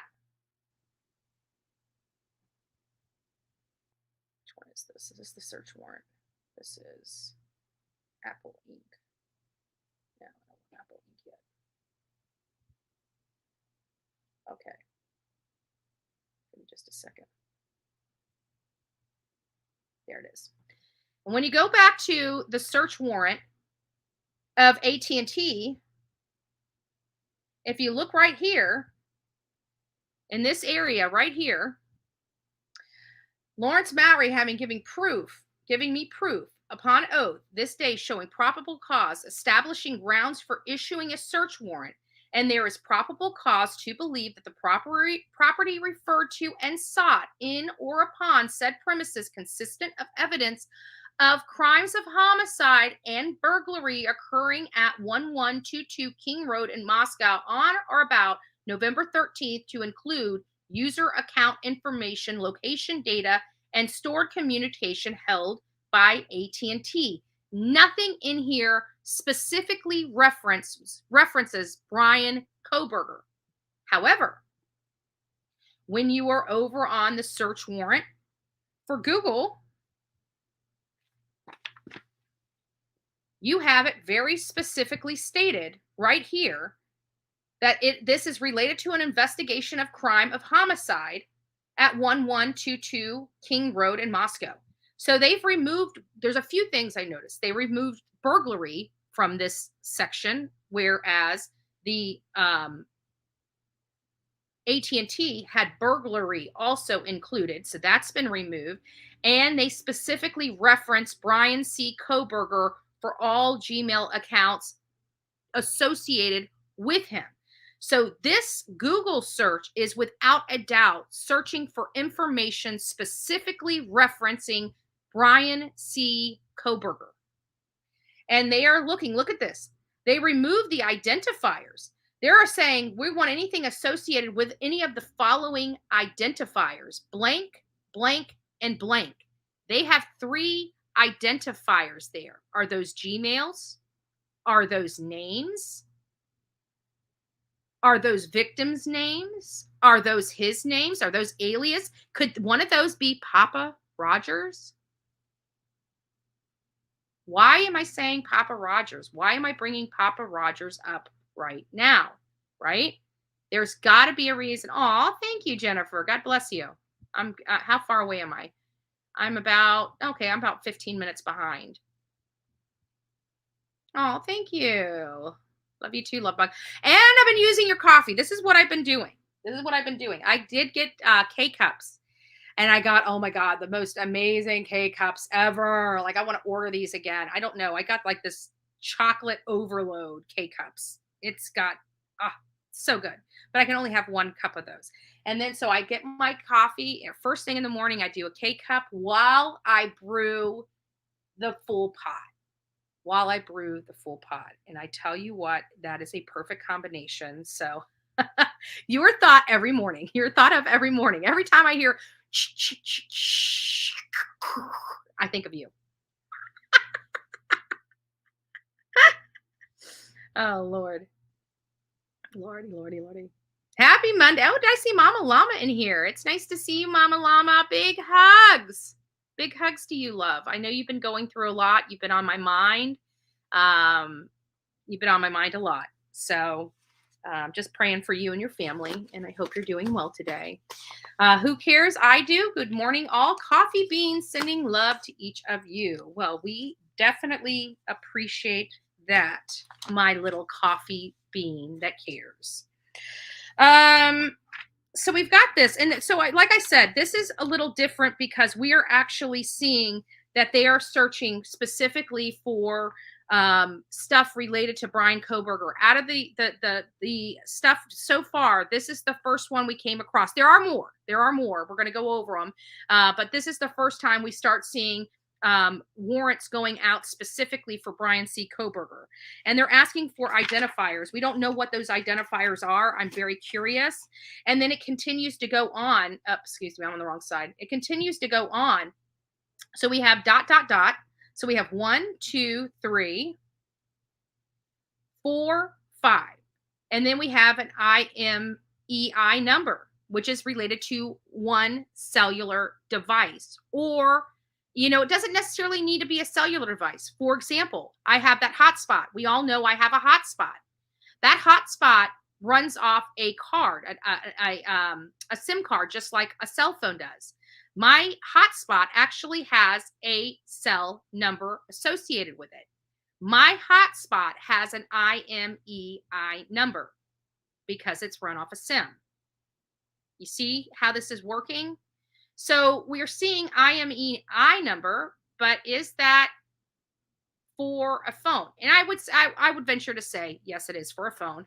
But I did want to show that there's other items that would have an IMEI number on it. And it's not exclusive to cell phones. I do believe this is related to a cell phone.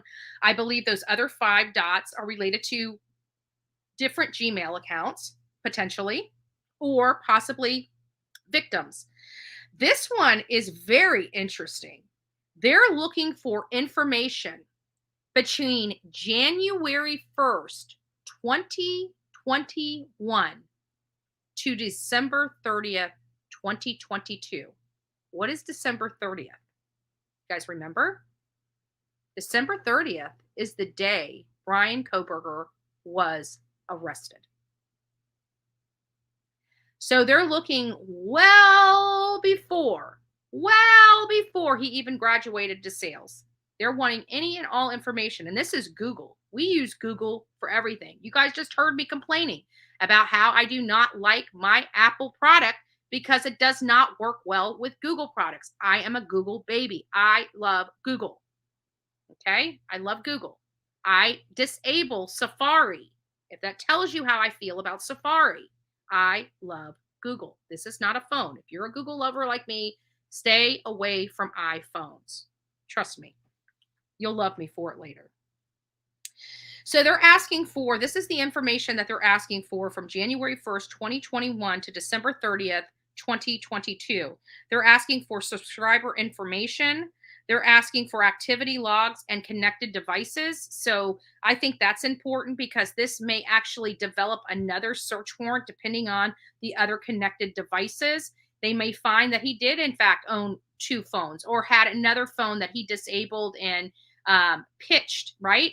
I don't know anybody that actually pitches their phones.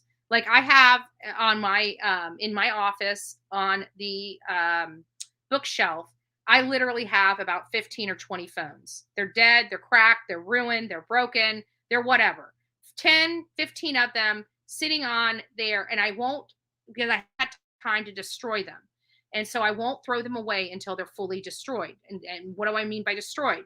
I mean like beat to a living pulp, destroyed, like thrown away, destroyed. I'm not giving my phone to a pawn shop or somebody that knows about phones and can get some personal private information.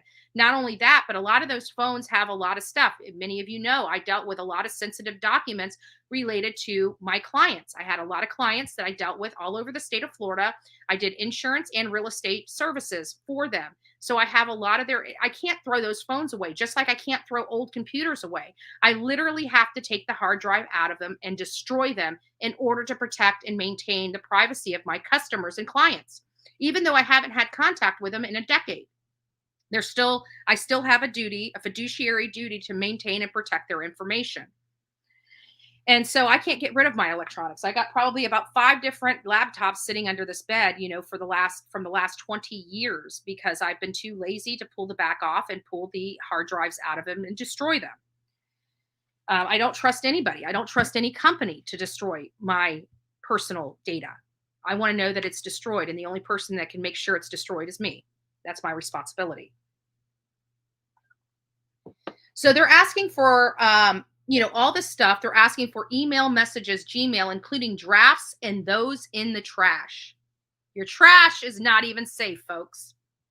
They're asking for Google Pay, any informations and transactions, Google Calendar event, contacts, people's contacts files. So the people that you have stored, like I store all my numbers. That's another thing I hate about the iPhone is I save a phone number on here. On my Android, it saves to my Gmail. That means that anytime I transfer from one phone to another phone, all I have to do is log into that Gmail and all of my contacts are in there. When I'm on my Android, it asks and says, which account would you like to list it? Because I got, a number of accounts for the various businesses that I have. So it says, hey, which one do you want to save this to? Right? And it gives you that option. Here, it only stores it on your phone. So anybody that I have added contacts to on this cell phone, whenever I change from this to an Android, I most likely will lose your number because it will not transfer with my account. I'm sure there's a way to do it. You got to go through, download this app and download this app on this phone, and hopefully it transfers everything right, whatever. I digress. You guys know I do not like Apple products. I use it. I mean, I think it's a good durable phone. I've dropped it. It hasn't cracked or broke. It's durable. It's durable, and it's supposed to go underwater. So, I mean, I understand the quality of this phone. It's just not a good phone. It's a great quality phone, but it's only as good as the stuff on it. They're asking for photos, videos, albums, and associated metadata. They're asking for drive, documents, spreadsheets, presentations, and files associated with metadata. Keep titles and the notes. So the keep feature, hangouts and chats. They're looking for that. Location history, my activity, browsing history, activity from web app, and activity from Google Assist and Google Home, Google Voice. Did he use a Google Voice phone number? They want to know if there's any call logs, forwarded numbers, text messages, voicemails.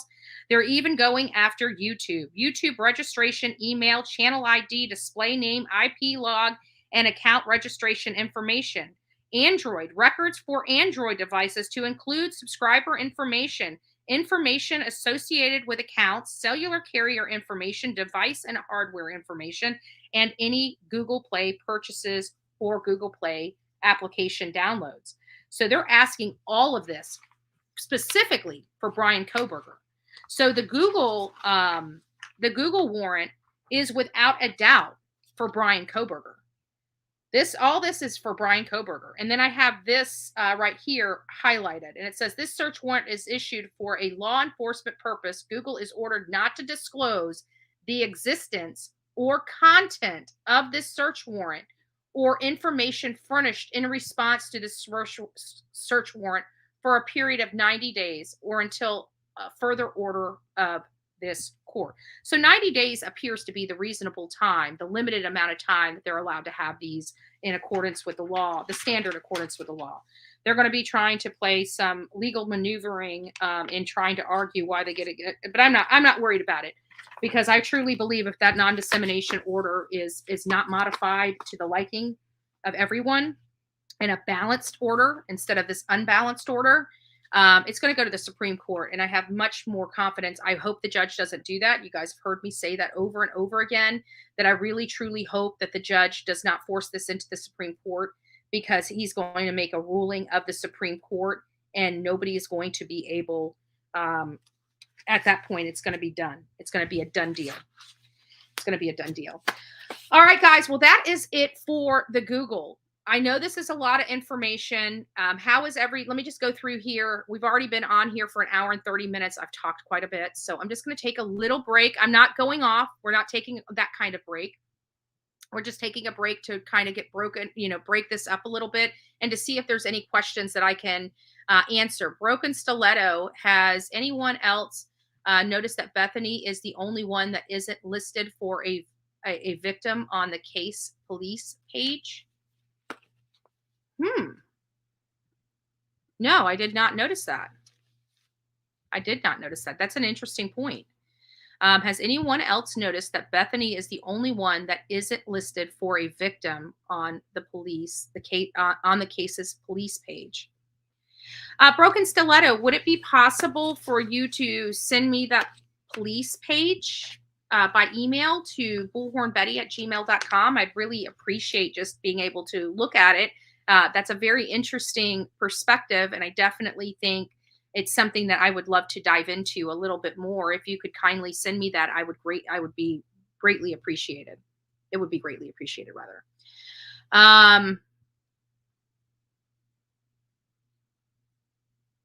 Let's see here. Yeah, Allie brings up a good point. She says that the technology people are really good at what they do. Yes, I have to. I have to agree. These techno people, these forensic data type people are they're very smart and really good at what they do. They have a good understanding. They have to have a good understanding of how cell works, how the transmittal process works. These are things that they have to be experts on in order to know what they're looking for. And so these people are very, very good. And I always try to express to my audience that they are the real stars of these trials. They really are. Let's look at Dylan Mortensen. Yeah, she's got some great information for timing. Like she can state with specificity around what time these different things had occurred inside that home that awful night, right? But that's it. She can't confirm that was 100% Bryan Kohberger. All she can identify is that it described the description of a man that she saw inside her home. That's all she can do. It's not the star of the show. It is just one small piece to the bigger picture. And so the stars of the show, and I will say it again, is our lovely law enforcement officers, our lovely expert witnesses, the people that really understand this forensic data. This is going to be the death of Bryan Kohberger, is these experts. And I don't mean that physically, death. I mean his case. It's going to be the death of it. I want to make sure that I'm clear on that, because I don't want people misunderstanding what I'm saying. It's this that's going to cause him the biggest problem. Now, getting on to the next thing, okay? We've been talking, and I, even spoke about the possibility of Bryan Kohberger truly being Papa Roger. Interesting. I'm not through all my questions yet. Just call me Snow White. I now feed squirrels. I still think we need to go through this. I almost want to do this practice piece today. I almost want to go. I'm not taking a hot shower with you guys. I'm just not going to do it. Okay. There's some people here on YouTube that just might. Bullhorn Betty's not one of them, but I do definitely think that we can take a walk. We can go wade in the stream. We can go swimming. We can watch a movie. We can listen to music. We can go and pray and meditate. Maybe I'll take my yoga mat out to the, maybe we'll be able to go to a park that has a stream, a forest, and a place to meditate, right? Kill 3 birds with 1 stone. But I feel you. I might be right there with you. Burglary is not taking things. Burglary is breaking into a home. You don't have to take an item for it to be burglary. You only have to be in a property that you had to break into, that you weren't asked to come into. Now, robbery is a different story. That's taking. Burglary does not require the act of taking something. So with this whole Reddit, there's not a whole lot. Standard state of the crap. This is an indefinite order, not limited as required by the law. It's indefinite. Do I have anything? Let me find where my when I started highlighting. So I started highlighting on the motion for temporary seal. Oh, and that's because we pulled up these Idaho court rules, all this stuff here. We pulled up all this. We pulled up the Idaho code. It's right up here. Well, you can't see it because it doesn't show you, but we do have it up. Let me go ahead and move this. If I can do that, maybe that'll make it a little bigger for you. Yeah. Oh, I'm still behind in messages. Mama Llama, Snow White 2. Okay, you guys are just having. I found bird seeds already shelled. They don't have shells. Okay, so you guys are talking about birds. Okay, so that's good. Matt Chatter, thank you for reading this to us. Much appreciated. Well, I just want everybody to have a good understanding of what this is, what it means. And again, I'm going to be emphatic when I say I just believe that this court, Latah County court, is violating people's rights. And I think they're violating people's rights. They're trying to do it in an effort to protect somebody's rights to a fair trial, but you can't do what they're doing is inappropriate. And it's unlawful under their laws in Idaho. And I'm not sure, maybe they haven't been legally challenged before. Maybe they've been doing this for a while. But look here, you're being legally challenged. Instead of telling the media to back off, maybe in my humble opinion, maybe you need to realize, the judge needs to realize that there are other things that you need to look at other than a fair trial. Fair trial is very important, and there's a lot of procedures and protocols in place to guarantee the fair trial of Bryan Kohberger. Whether it's a little more, they have less restrictive ways of handling this, and that's all I'm going to say. But so the Idaho State or Idaho Court Administrative Rule and the Idaho Code 74124, we're going to get to. I highlighted it so I remember to pull those laws up, and we did pull them up, and we're going to go over those. So again, I'm just getting back to some of the information that was highlighted, and it looks like the return of the search warrant is, this is it. So it's on the page 2. We can garner some information here. And it basically, and this one I only highlighted because for me, this whole Reddit information, you would have thought that this would have been important to them to get downloaded and reviewed immediately. So I highlighted 5 and 6 on this because I was actually surprised how long it took them to download it. They're stating under this affidavit that on February 8th, they received an email from reddit.com with a link to download the requested information. However, they never even bothered downloading that information until well over a month, almost 45 days later. On March 22nd, the data was downloaded to the computer at the Moscow Police Department. So they've downloaded this stuff, but it took them that was a lot of wasted time, especially in light of all the information out there on Reddit, especially with this whole Papa Roger situation. And I have to think that they are kind of, trying to find out if he is Papa Rogers for some reason, because I just have this feeling. And not only that, but does this one specifically reference Bryan Kohberger? I need to find out if it referenced specifically Bryan Kohberger. No. Okay, so where is the affidavit? Give me just a second. I got to find out where I've seen Bryan Kohberger listed. I think it was on the actual affidavit.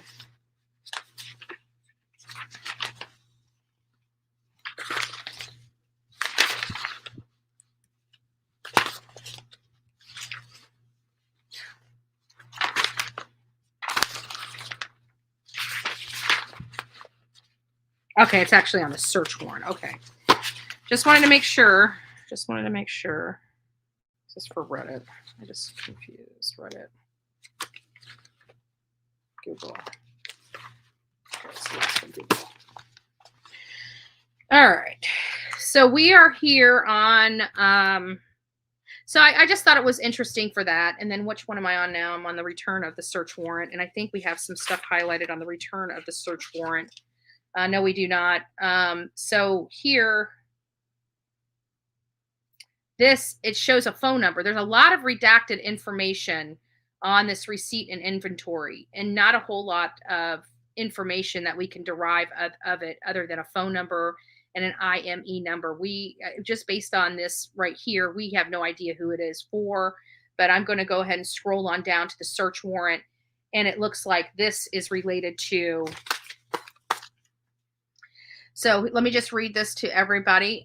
Lawrence Mowry giving me proof upon oath this day showing probable cause, establishing grounds to issuing a search warrant. There is probable cause to believe that property referred to and sought in or upon said premises consists of information related to the investigation of homicides of Madison Mogan, Kaylee Gonzalez, Xander Knodel, and Ethan Chapman at the 1122 King Road, Moscow, Idaho, on Reddit accounts of Bryan Kohberger with any of the following identifier emails. So they're now looking into the homicide, and they specifically reference Madison Mogan, Kaylee Gonzalez, Xander Knodel, and Ethan Chapin. And if you look at the search warrants, the prior search warrants from both AT&T and Google, you do not see the names of the victims referenced at all. So this, and we have to realize this is done for purposes. We don't know what the reasons are at the time, but we know that they do this stuff on purpose. When I try to send a super chat, it doesn't allow me to type a message. I think there's a good possibility that Dylan was able to pick Bryan out of a lineup prior to the arrest. Interesting perspective. Interesting perspective. It's possible. It's possible.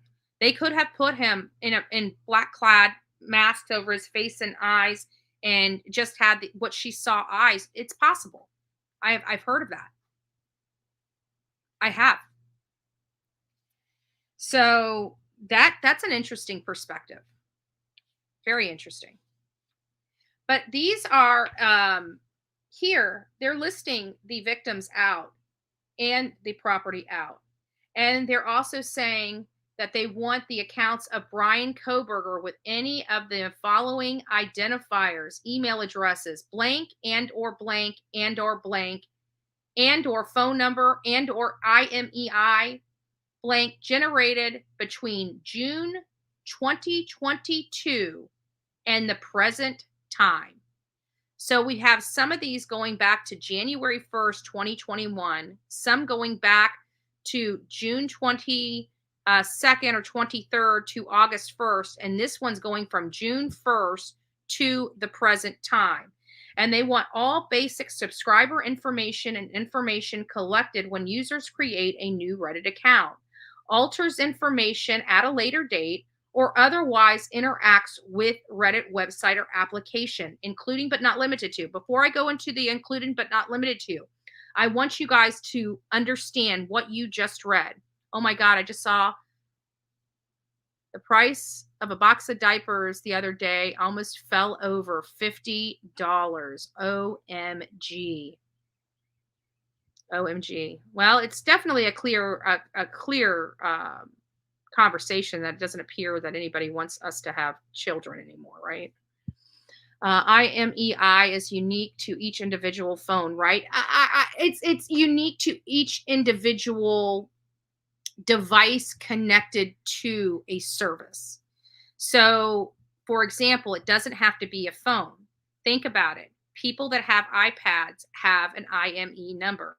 People like, again, my hotspot has an IMEI number.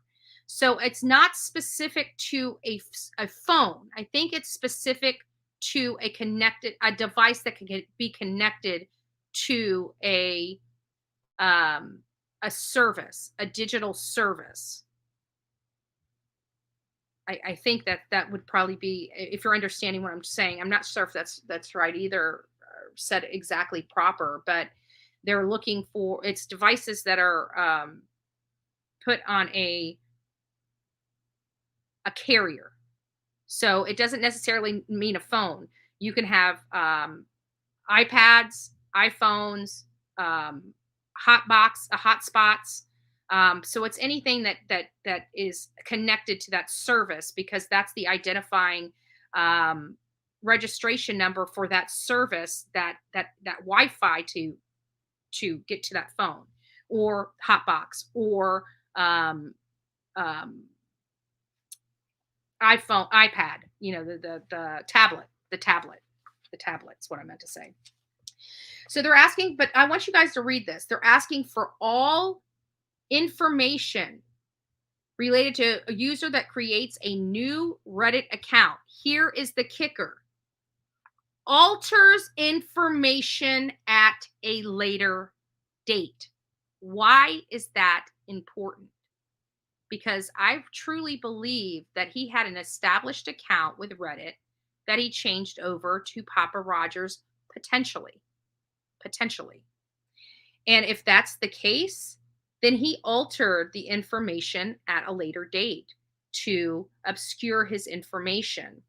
They're also looking for Reddit user, subscriber, known legal name and identity, email address, phone number, Reddit display name, Reddit account creation date and internet protocol, IP address, the timestamps and IP address of Reddit account logins and logouts, address, date of birth, gender, and billing information. They also expanded subscriber information to include non-consent related records and other information about the above listed target user and or account, including but not limited to user preferences and communication headers. Interesting. They're looking for communication headers. Any and all records concerning the above listed account holder identifiers, including but not limited to metadata about the user's content. Any stored user files to include all photographs in their original file format, including metadata information. Location data, including but not limited to any and all records concerning the above listed target user, users, and or accounts, including but not limited to location data. They're trying to find out where he was when he logged in. Reddit users' communication contents, including but not limited to, listen to this, public posts, comments, votes. You know how you vote up and vote down? Votes. Other information regarding the substance of the target user's accounts, publicly available communication. They even further say any private or non-public messages or communications between account users, post comments, votes, and other information regarding the substance of the user's accounts and non-public communications. So anything that's out there that's a private message between one person to another, they're asking for. The IP address and information, other identifying data. They're looking for IME numbers. They're looking for phone numbers. They're looking for GPS locations, IP addresses. They're looking for anything and everything when it comes to Bryan Kohberger and his conduct on Reddit from June 22nd to the current date. And the current date of this request was January 25th. Which is still after Bryan Kohberger was arrested. So it should give them the full totality of what he was writing, because he was already arrested at the time of this at the time of the search warrant. So we were able to find that out. So that all the Reddit information right now is for, and specifically for, Bryan Kohberger. So I want to make sure that we're very clear. Again, AT&T is showing two different phone numbers, and they have no identifying information on who owns those numbers. It could be two separate phones for Bryan Kohberger. It could be, friends that just attached. It could have been, maybe there's a second person that was with him. I don't believe that's going to be the case, but who knows? Who knows? So there's the Reddit information. They are seeking any and all information. I thought Reddit was quite interesting on here because, oh, let me push this down just a little bit. I thought Reddit was interesting on here because, the whole Papa Rogers, there's a lot of people that truly believe Papa Rogers was Bryan Kohberger, even the thumbnail. Like, how lucky can one be to have a thumbnail that literally has almost the face of Bryan Kohberger to the side? And then we see how easily it was to make that up when Jennifer Coffindoffer. Sorry, Jennifer. When Jennifer Coffindoffer made her own thumbnail, put the hat on and everything. So did he make that? Did he use his face, the side of his face for that photo? It looks like him. Obviously, it's easy to create. Jennifer Coffindoffer did it. How could somebody that doesn't know Bryan Kohberger be speaking on Reddit as if they know all this inside information, and the thumbnail, since this person started communicating, looks like Bryan Kohberger? What are the odds of that? What are the odds? Let's think about it. Think about it really hard. What are the odds of that happening? That this person named Papa Rogers, that was not any way associated with Bryan Kohberger, manages to know certain details that only a murderer would know, and took a thumbnail that looks a lot like the person that was arrested. And people, I'm telling you, that sheath, we're going to find out that sheath was left there intentionally. We're going to find out the sheath was left there intentionally. I'm sorry. I just have this gut feeling. I do.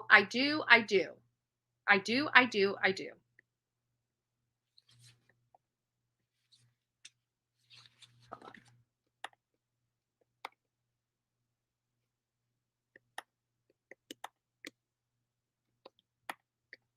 Oh, let me move from one. I gotta always constantly bring this down. It drives me nuts. Should be able to read. So next is the Snap. Is snapping, right? Snapchat.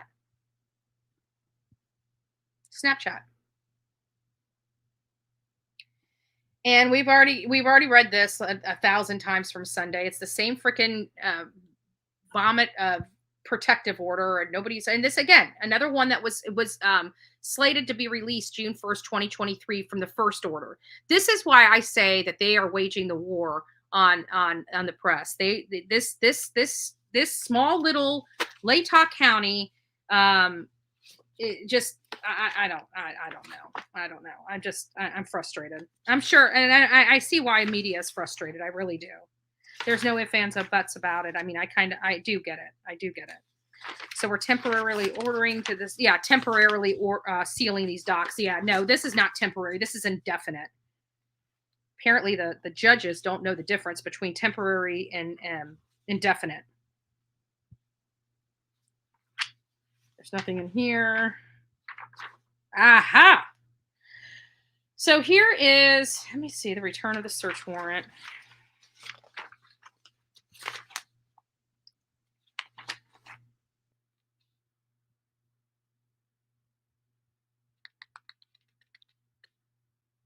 Here's another one that's not specific to Bryan Kohberger. This is one that's not specific to Bryan Kohberger. So we have the motion to temporarily order, no, indefinitely. Let's just say, why don't they just put a blanket thing and just put on an order from Latah County, Megan Marshall, John Judge, just write an order that says the public is not allowed inside the public trial. Just make the blanket order that we're out, that media has no right to cover this case because that's truly what you believe, and that the public has no business being at a public trial. Just put that in an order. That's what you need to be putting in orders. That's it. So on the actual return of the search warrant, there are a few things in here that I found interesting. And again, it just comes down to the downloaded file. This shows you the difference. This was only 9 days from the time they obtained the search warrant, but they didn't serve it until April 3rd. They got a response back 9 days later, and it was immediately downloaded. Much different than the Reddit information that was provided, which took almost 45 days for them to download. To even download it took almost 45 days. And this one here is coming from Snapchat, and they received an email from Snapchat to download it on the 12th, and they downloaded it on the 13th. So I just thought that was very interesting that, obviously I'm not sure why it took 45 days for them to download the Reddit information, but, it took them a significant amount of time to download that Reddit information. And I don't understand why, if there was a reason or something. This one has a little more information in it. It's related to Snapchat, and they're looking for the identifiers. Xana Kernodle with identifier, and that's her identifier on Snapchat, which we all have their Snapchat. They got Kaylee Gonzalez with an identifier, Ethan Chapin with an identifier, a blank with an identifier, a blank with an identifier, and Megan Mogan. So let me fill in these blanks with the identifier, since they are redacted and the courts are just idiots. The identifier is Bethany Funk. The name with the identifier of blank, and the other one is Dylan Mortensen with the identity of blank. Everybody knows that has been following this case who they are, period. Like, this is just stupid. You want to screw something up, let the government get involved. So what are they looking for in this warrant? They are looking for information from June 23rd, 2022 to August 1st, 2022 on Snapchat. So you see how they're not, it seems like the stalking, the decision, the planning all happened before August 2022, months before the girls were murdered. Months before, well, I shouldn't say girls, months before the victims were murdered, because Ethan's in there too. But they're still looking for information from June 23rd to August 1st. And even though at the top of this, it does not reference Bryan Kohberger specifically, it says Lawrence Mowry, having given me proof upon oath this day showing probable cause, establishing grounds for issuing a search warrant, and probable cause to believe there is information regarding the crime of homicide and burglary. They put burglary in this one, occurring at 1122 King Road, Moscow, Idaho, on or about November 13th, 2022, is on the following Snapchat accounts between June 23rd, 2022 and August 1st, 2022. And they list Xana, Ethan, and then they give their names down here. Like, why did you redact their names above if you're going to give DM as an identifier and BF as an identifier? This is stupid. So Dylan Mortensen and Bethany Funk are identified in here, and they're looking for any information related to their accounts. And they're looking for all subscriber information, including email, phone numbers, display names, chat creation, IP address, timestamps for all these victims, including the two surviving roommates. They're looking for all location data. So they want to know where exactly all these people were, where Xana was, where Ethan was, where Kaylee, Maddie, Dylan, and Bethany were from June to August. They want to know where they were, where they went, what they chatted about, what photos they uploaded, where they were located inside the United States at those times, at what point did they move in, and are any of these things coincide with Bryan Kohberger? And they're not specifically asking for Bryan Kohberger in this request. Only the people, the victims and the surviving roommates, they're asking for this information. They want to know exactly where they were leading up to their death. What kind of associations did they have? Who were they communicating with on Snapchat? Was somebody following them on Snapchat? So those are the kinds of information that they were looking at with the Snapchat, but it was not referenced to Bryan Kohberger. I want to make sure that's clear. It was not referenced to Bryan Kohberger.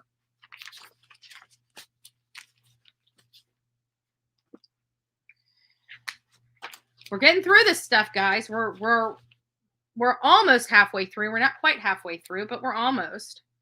So here's TikTok.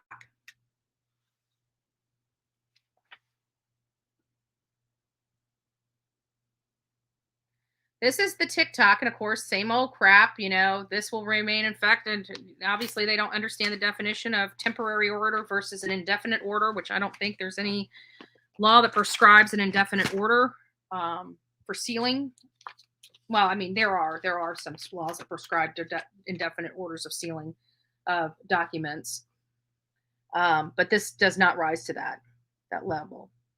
And then let's get down to, where do I have highlights? There might be some highlights of information that I picked out on this one.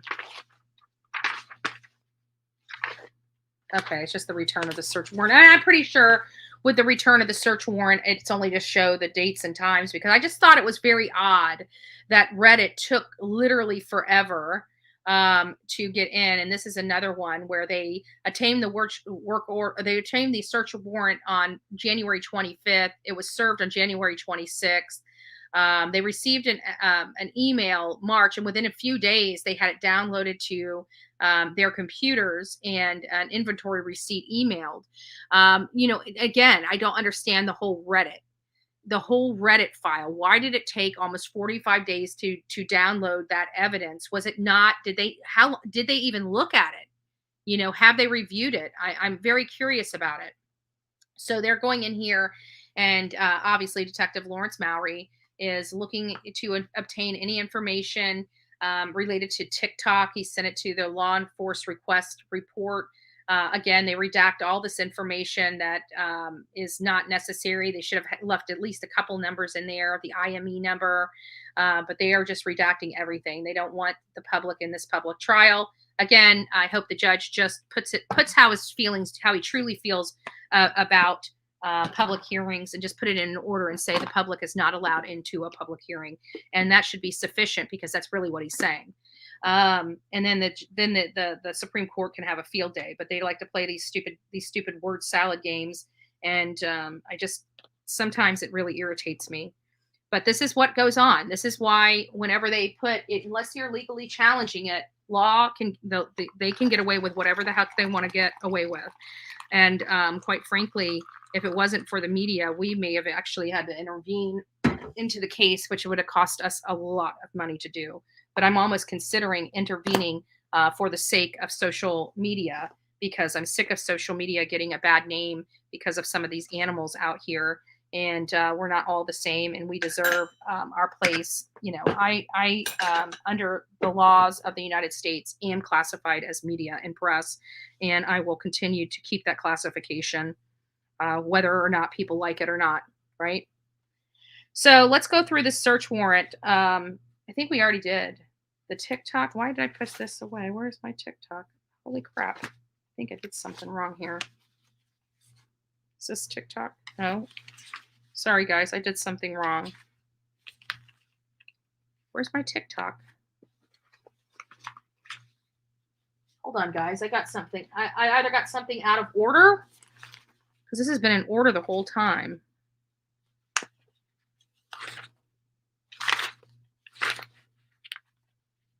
We're on TikTok now. Why is my TikTok stuff not here?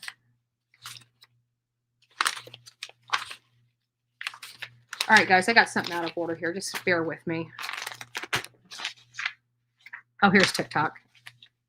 Here's TikTok. And which one's the last one? It should be Strava. Oh, I think that's why I skipped one. I'm sorry, guys. We're not going to TikTok. We're going to this one. This is the one I thought was really interesting. It's to Strava. Strava Inc.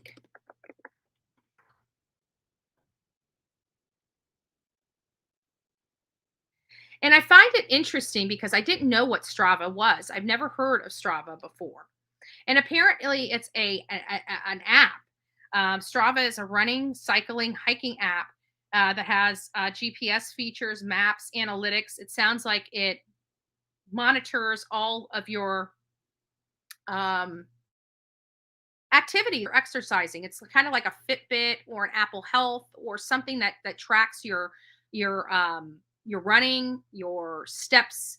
I got a Fitbit right now. I can tell you that I haven't done very well on my steps today. I only have 1,470 steps. My heart rate is 90%. Ooh, and I only got 10% battery left on my watch. So I think I need to plug this bad boy up, right? So Strava was really interesting whenever I was reading this, because you're going to be, it's pretty interesting what they're asking for. It's pretty interesting what they're asking for. Standard stuff. We want to violate everybody's rights and keep you from a public trial and keep you from public proceedings. So we already know that that's how they lean here in Latah County. So here it is. Let me find out where I first started highlighting in this packet. These packets are like 20 pages each, so I've got to keep track of them. Otherwise, I get it all screwed up, and then I don't know what I'm talking about, and nobody wants that. I don't need to show you when they downloaded anything, but this is, there's no point in showing you the receipt or inventory warrant, because there's nothing there. They've redacted literally everything, even information that means absolutely nothing to the case, which is, in my opinion, a further violation, but I digress. We're here at the search warrant. So let me get to the search warrant. And this is where I find it very interesting of what they are looking for. Lawrence Mowry. And again, this is not following identifiers. Yeah, this is not, it does not specifically reference Bryan Kohberger in this like the other ones did. It says, giving proof and oath this day upon probable cause, blah, blah, blah, blah, blah, into the investigation, the homicide and or burglary. So they're listing both of them here on this particular one for Moscow and Idaho, occurring on or about November 13th, yada, yada, yada. All Strava accounts linked by recovery email, cookie, Android ID, creation IP, or phone number associated with the following identifiers. And they have some blanks here. And they have a large blank here. And then this small little thing that says IMEI. So there's a lot of information being redacted. They didn't identify whether it's the victims, whether it's the criminal, but they're looking from June 27th, 2022 to December 30th, 2022. This gives us a little clue as to who they're asking for this identifying information for. Okay, what was the date that Bryan Kohberger was arrested? December 30th, 2022. If it was related to the kids, the victims, it would be to November 13th, 2022, in my opinion, not December 30th, 2022. And what are they specifically looking for? They're looking for real names, athlete ID, IP address and or email address, personal information, including but not limited to physical characteristics and payment information, commercial information to include but not limited to records of purchase, biometric information to include but not limited to exercise data. Why is this important? I found this to be a great find because we knew that Bryan Kohberger has run. We knew that he was running at night with a fellow friend. We knew that there was, he has showed up to the house of 1122 King Road, the residence of 1122 King Road, at least 11 times prior to the murder. Is this some other information that they were able to show where he was? Was he wearing something like this that tracked his movements, or was it on his phone? Because this tracks my movements whether I have my phone or not, and then it uploads my information when I get to my phone or get to a Wi-Fi. So is this something similar? Are they going to be able to track him even when he thought he left his phone and was untraceable? It's possible. They're looking into it. And I believe they're looking into this for Bryan Kohberger because of the date, December 30th, 2022. Even though he was not listed on here, it is my belief that this is for him. This is for him. They're also looking for internet or electronic network activity information to include, but not limited to, sessions logged. Geolocation data to include, but not limited to, physical location of the recorded activity. They want to know where he was. All activity logs, connected devices, including, but not limited to, all segments, routes, challenges, clubs, friends, and follows. Contacts, electronic, visual, similar information to include, but not limited to, photos. So they sent that off to the Strava corporation. They did receive something back. We obviously know it is definitely sealed.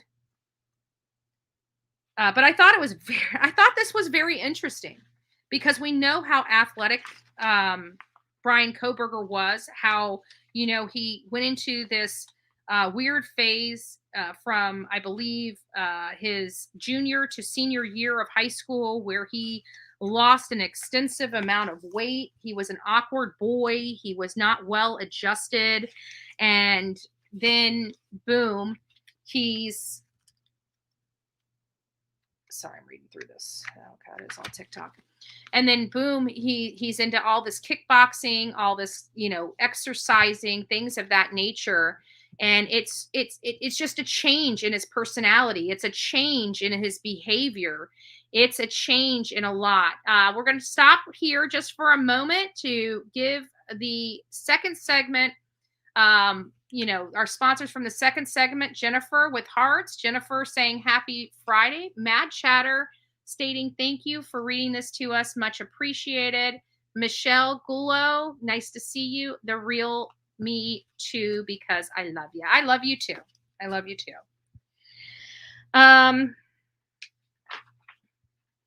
So now we're going to move over on TikTok. That was it for Strava. Again, a lot of information, a lot of great finds. I'm surprised, people are talking about the AT&T and the second phone and everything like that. I think this Strava revelation is interesting, and I truly believe it's for Bryan Kohberger. I believe he had some sort of app that was tracking him that he used religiously to monitor his workout and make sure he was hitting where he needs to hit. I mean, that's one of the reasons why I went 6 months without my Fitbit, and it was literally causing me anxiety because I couldn't tell how many calories I was burning. And that was huge because when I lost a lot of weight, I was dependent on that calorie consumption to decide how much I was able to eat for that day. If I have low calorie burn, you can't eat a whole lot because the whole purpose is feeding your body what it can burn. And I want to burn more calories than I take in. And some of the days, it's hard. You don't do a whole lot and you're taking in more calories than you're burning. So I ended up gaining some weight in that 6 months. I'm wishing I didn't gain, but I got my Fitbit back now, and I've been trying to eat much more healthy. The trip to Key West, probably not so much. I ate a lot of fried food, but for all intents and purposes though. Now getting on to TikTok. This is the final one of the new documents that were released in the Bryan Kohberger case. And I'm trying to get there. I'm going through the order. It's all much of the same. They don't want those pesky, the pesky public being a part of their public trial. So there's nothing on the receipt. It's completely blank, as everything else is. And I don't know how they're justifying that this is causing somebody bodily harm, but that's okay. Whatever. I digress. So I wanted to bring this to you. I find a lot because it kind of identifies who they're looking for and everything like that. And, we did see Bryan Kohberger listed on one of them where it was specific for him and him alone. This one is saying, this is Lawrence Mowry giving proof, blah, blah, blah, consisting on, and this one lists investigation of homicides, no burglary in this request, to TikTok, and homicides of Madison Mogan, Kaylee Gonzalez, Xana Kernodle, Ethan Chapin at 1122 King Road residence, Moscow, Idaho, on the TikTok account. This is specific to Bryan Kohberger. I didn't see his name. It was right there. Bryan Kohberger with the following email addresses. So we have email address 1 and or email address 2 and or email address 3 and or phone number 1 and or IME number 1. So in this one, they're not listing 2 phones. They're listing 3 emails and 1 phone and 1 IME number, which probably accompanies that phone number. So this is interesting. This kind of makes you wonder, does he have 2 phones? Does he have 1? They're only identifying 1 phone in this search warrant. 3 emails, 1 phone. And they're generating this from June 2022 to the present time. And this is for TikTok. Again, from June 1st to present. I don't think that Kaylee Gonzalez, Maddie Mogan, Xander Canodal, or Ethan Chapin has any activity on their phones on TikTok at this moment, and probably haven't since November 13th. So for them to do this to the present, and again, when was this issued? This was issued January 25th. So after Bryan Kohberger was arrested and identified, now they're looking into him. And they want all identity and contact information, including full name, email address, physical address, date of birth, phone numbers, gender, hometown, occupation, and other personal identifiers.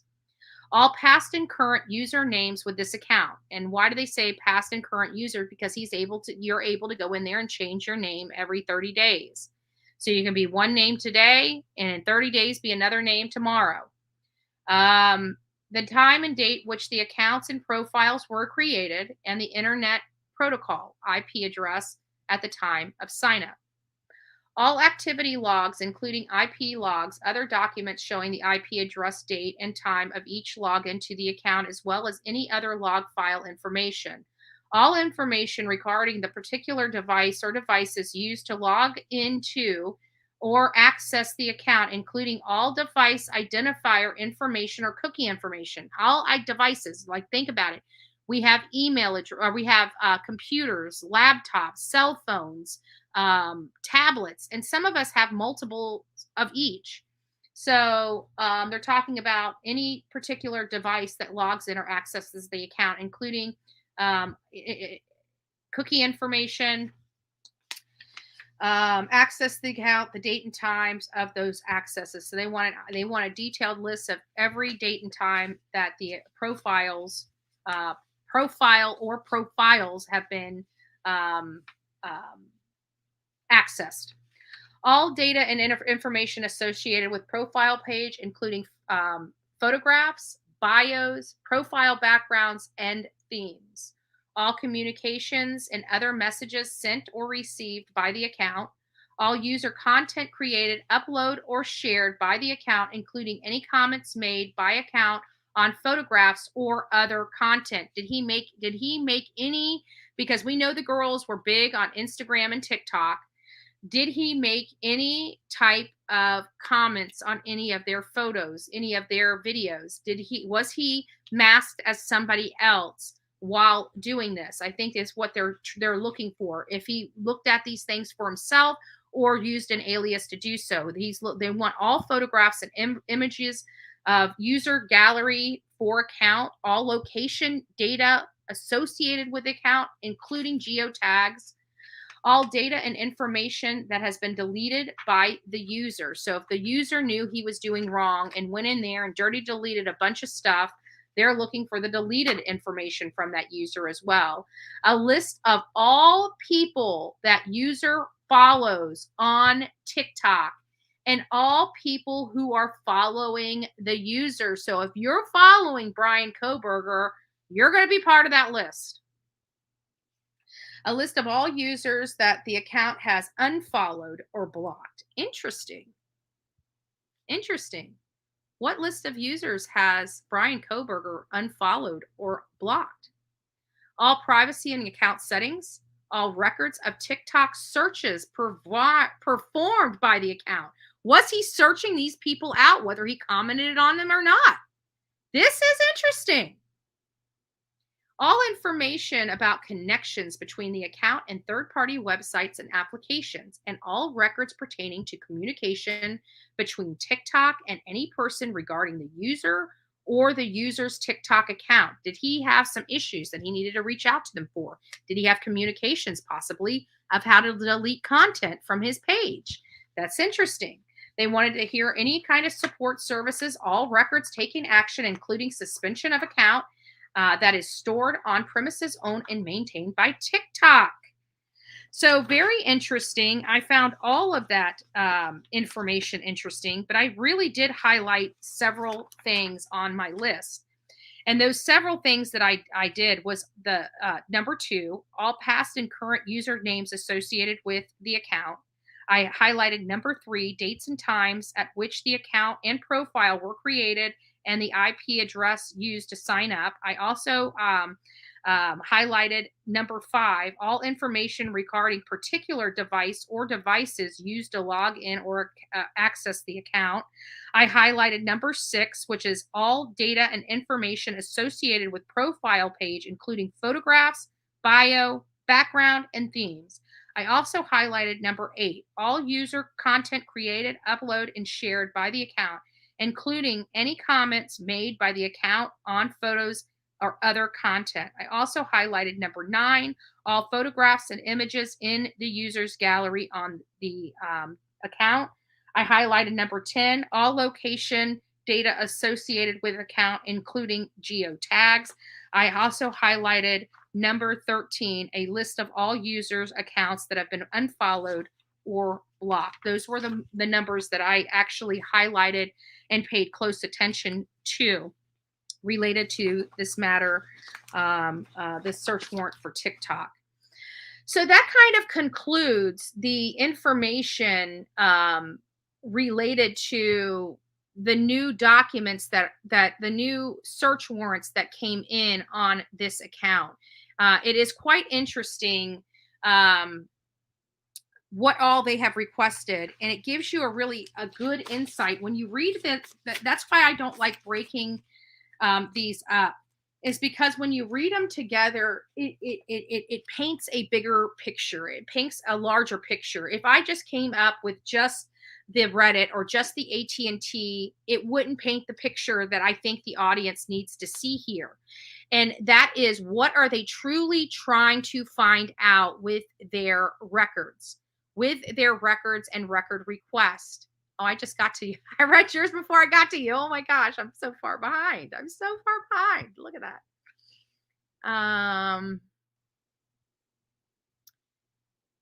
Let's see what Mama Llama has to say. We'll see. The problem, because my hubby gives him that way. He don't have to worry about it because he's not. Okay, so that must be a conversation you guys are having. You guys love each other, and I know you guys have conversation. Public-private conversations. There's a lot redacted. Overwhelming redactions. It's unnecessary. The level that they're going through, and I think this is going to even be. This is going to help the Supreme Court should it go there. I really do, because this is. I have to be honest with you. I've always been with, every time I deal with judges, I always deal with judges that are fair and balanced. And this particular court, the Latah County Courthouse, is unbalanced. And that is the problem. And I think that's my frustration when it comes to this stuff, is they are unbalanced. And the law in the state of Idaho, I've reviewed it. I reviewed the USA law, and it seems like they're overly aggressive and not applying the law correctly or with balance and fairness. And that's the frustrating part for me. I know that it's just this will be resolved in due time, but this court, knowing that they're violating people's rights and don't care, they have lost all of my respect. I don't know if they're going to garner that back. I do believe that this case needs to be moved out, not just because I feel that it needs to be moved out. I just feel that this is above. There are going to be a lot of appeals that come from this if it stays in Latah County. a lot more appeals than needed, because to me, it doesn't seem like these judges, they just don't have the experience for this case. They just don't. I'm sorry. Beat me up, call me the worst names in the world on YouTube, do whatever you need to do. I'm sorry. That is my opinion. I've seen a lot of cases. I've dealt with a lot of judges in my years of serving the legal community as a paralegal for multiple law firms. And this is the most egregious I've personally have experienced. This is the from one court, from one courthouse. This is the most egregious. Yeah, we complain about not being able to watch, trials online, which I think is stupid. A public trial is a public trial, no matter how you consume the public trial. It's still a public trial, open to the public. And if you have ways, phones, video, personally being there, I think all should be allowed to be utilized in a public trial. When a trial is at trial stage, it is open to the public. It does not matter whether you're sitting in that bench or watching online. It should be open to the public. Period. No ifs, ands, or buts about it. And I have a funny feeling it will start getting challenged as we start having more of these overzealous, over controlling judges, these narcissists. They're narcissists. They're very narcissistic about how they run their cases. And, in all fairness, let's be honest, in all fairness, I would be the same way, but I would always be balanced. They are not balanced. We also know this is something that we've discussed briefly, but didn't really hone in on it. And I'm not going to hone in on it now, but this is just for people that haven't had an opportunity to see this. The state is asking for discovery disclosure as well as an alibi demand. They're demanding that Bryan Kohberger provide them his alibi. And they're also asking for any and all information and materials related to, so they're asking for all books, papers, documents, photographs, tangible copies or portions thereof within the possession, custody, and control of the defendant, and which the defendant intends to introduce as evidence at trial. They're also asking for any and all reports related to physical and mental examination and scientific testing and experiments in connection with this case and copies thereof. Remember, in the case with Letitia Stout, the state had asked for all the reports from their expert witnesses to review, and Dr. Lewis withheld her report but wanted to produce it, even after being asked 3 separate times while she was on the witness stand, and under penalty of perjury. She was asked 3 different times, did she produce any reports related to her? And she said no. And then there at the final hour, she's trying to produce a report that she said she never did. It was very, very poor. So, and it was excluded. She was not able to use it. She was not able to allude to it. She was, because of this, because she failed to turn it over to the state. And even the state asked her then again and again while she was on the witness stand, did she have anything? And she asserted she did not. And then boom, she did. And so they excluded it. They're asking for all witness names and addresses that the defendant intends to call at trial. They're asking for all written summaries and reports of testimony that they intend to introduce pursuant to Rule 702, 703, and 705. And they're demanding that they turn that over within 14 days. And that was dated on May 25th. May 25th. This is all my stuff. Yeah. Keep this organized. And lastly, on our, this is just, we got more to go over, but this is just some other documents that I did just want to, since we're talking about them, we might as well just go over them real quick. It's going to be really quick. And this is the state's response to defendant's motion to enlarge time to file pretrial motions. And it says the state has provided a proposed stipulation. And this is what I highlighted on this particular document because, again, it's stipulated. And I'm sure that the stipulation most likely give it to Megan Marshall or Judge John C. Judge. And even though it's a stipulation, we're probably going to be barred from seeing a stipulation in a public trial. That's idiots. That's okay. That's why we have Supreme Courts. It's for these unruly and overzealous judges and other people that are associated with this. This is ridiculous. The state has provided, and trust me, I am one of those people that believe that fair trial, you have to protect the person's fair trial. I want to make sure that that's disclosed. I'm one of those people that believe, yes, you have to preserve the defendant's right to a fair trial. You hear me say that over and over and over again, that you have to preserve the right. Oh, thank you, Elfig. You're so sweet. Thank you. I appreciate it. Yes, I try. I try very hard. But you've got these, that's what the Supreme Court is for, is when these lower courts err, there is a remedy. There's a remedy, and it's the Supreme Court. It sucks that you have to do it, but it is.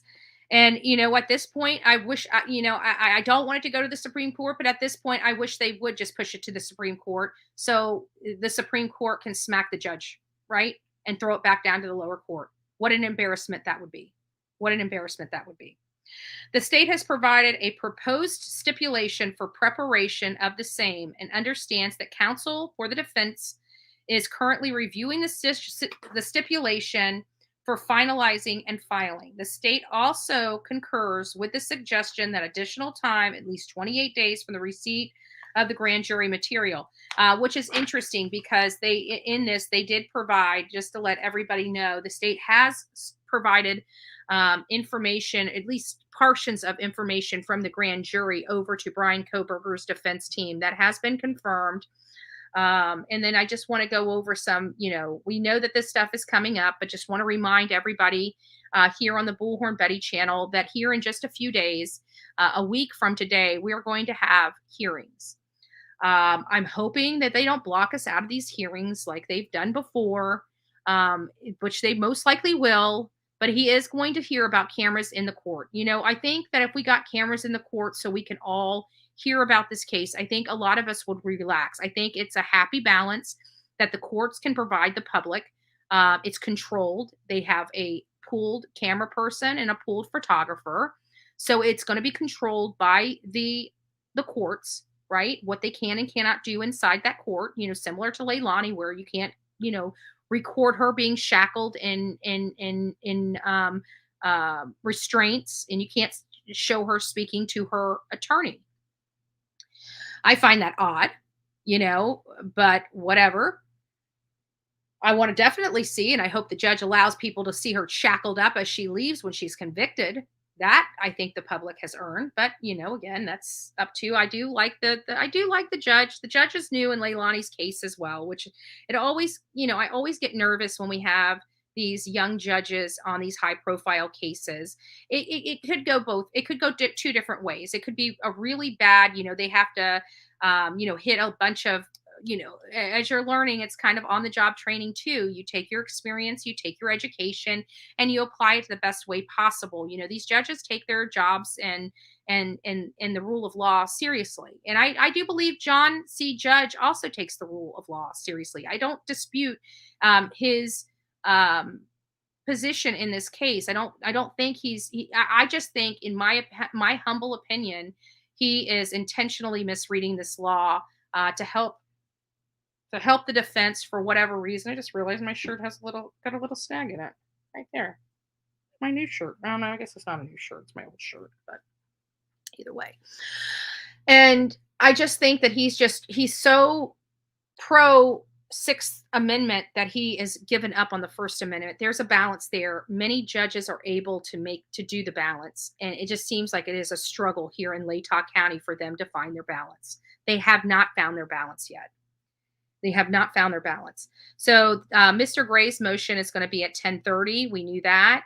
We also know that the motion to compel is going to be heard. This is possible on June 27th, which is quite a bit away. Did I miss one? No, I didn't. Okay, I'm going to delete this one. That's the one for the motion to hear. Here's the other one. This is the other one. I had them out of order, and I apologize about that.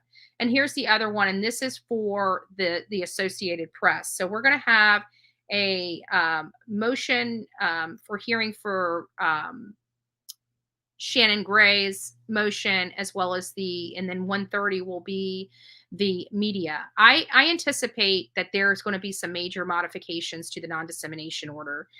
He's going to have to make them. If he chooses to double down on this, it's not going to be good. And I think he's going to be frowned upon. Because I can tell you, my experience is that it is the consensus of lower court judges not to force a lot of this stuff to the Supreme Court, because once the Supreme Court of the state's decision is made, it's made.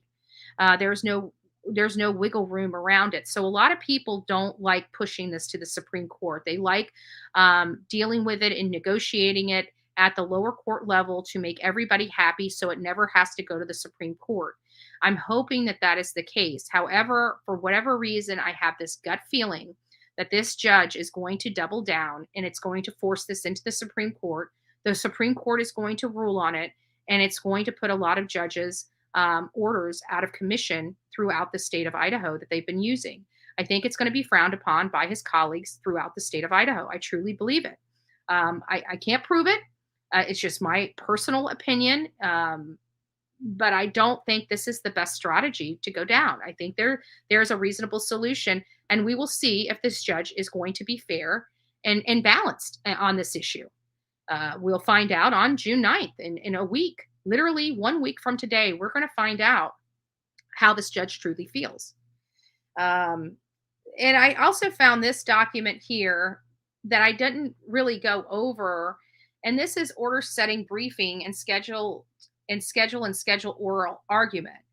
And so I'm not sure who this looks like. It's coming from the press. Is it coming from the press? It's an order. So it came from the judge. So based on scheduling conference conducted on May 22nd, 2023, the following briefing deadlines to address the Associated Press et al. Motion to intervene and motion to vacate amended non-dissemination order and to address the Gonzalez family motion to amend and clarify amended non-dissemination order are set. 1. Any supplemental opening briefs and materials shall be filed and served no later than June 2nd, 2023. That is today. That is today. So we will monitor the court docket today. If they submit it today, it should be up by 2 p.m. this afternoon. If it's not uploaded at 2 p.m. this afternoon, it will be uploaded first thing in the morning, if there are any. So any supplemental opening briefings and materials have to be served today, according to this order from the judge. The Associated Press is welcome to also submit an opening brief on cameras in the courtroom. So they're also going to be addressing the cameras in the courtroom at this hearing. Again, I'm hoping and praying that this judge is fair, but I'm already starting to see the consensus of this court and how they feel about public trials and the taste that they have and the appetite they have for media and the public. And it's not looking good. Okay. It's not looking good. I know that by law, he's going to have to change the non-dissemination order. I know that. But what types of modifications? He's going to show that he made an effort to make modifications to suit everybody. It's most likely going to fall short of what's needed. It's mostly going to fall short of what the law prescribes. At least this is my assumption.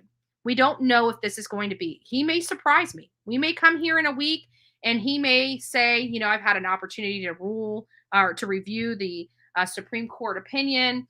I agree in part on this, and therefore I'm modifying this to do this and modifying this to do that. He might surprise me.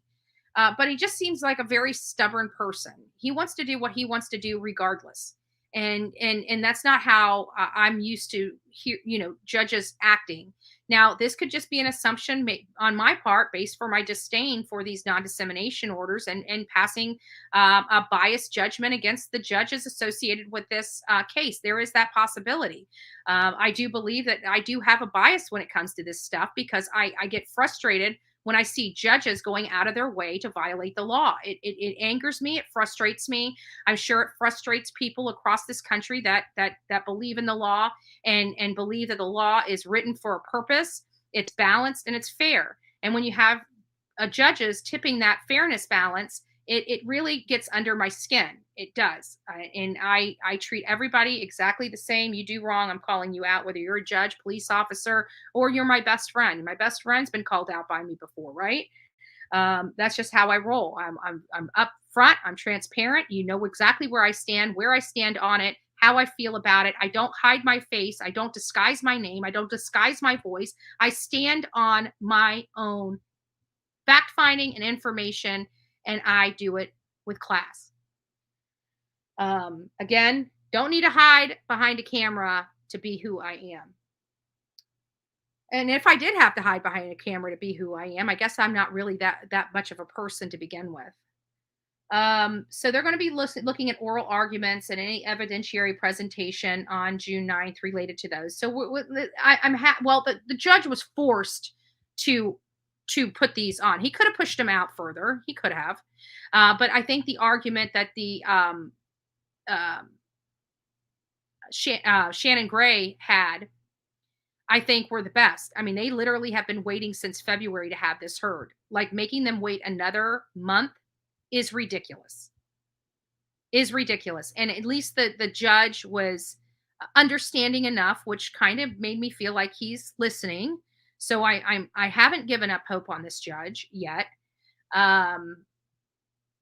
So it does sound like he is at least listening, or trying to listen, or trying to hear the arguments. You can already see his bias. You can already see which way he's already leaning. I mean, it's pretty obvious. So I wanted to go over, some of this law and what does it mean? What does it really mean? I'm probably going to have to go pull up something because I kind of lost what I was looking at previously. Let me get back here, 32. So here's the area that's always referenced in these orders. So let me go back here and pull up one of these orders of redaction. Just a second, I just passed it. Let's go with the Reddit. I think the Reddit was the most robust anyways.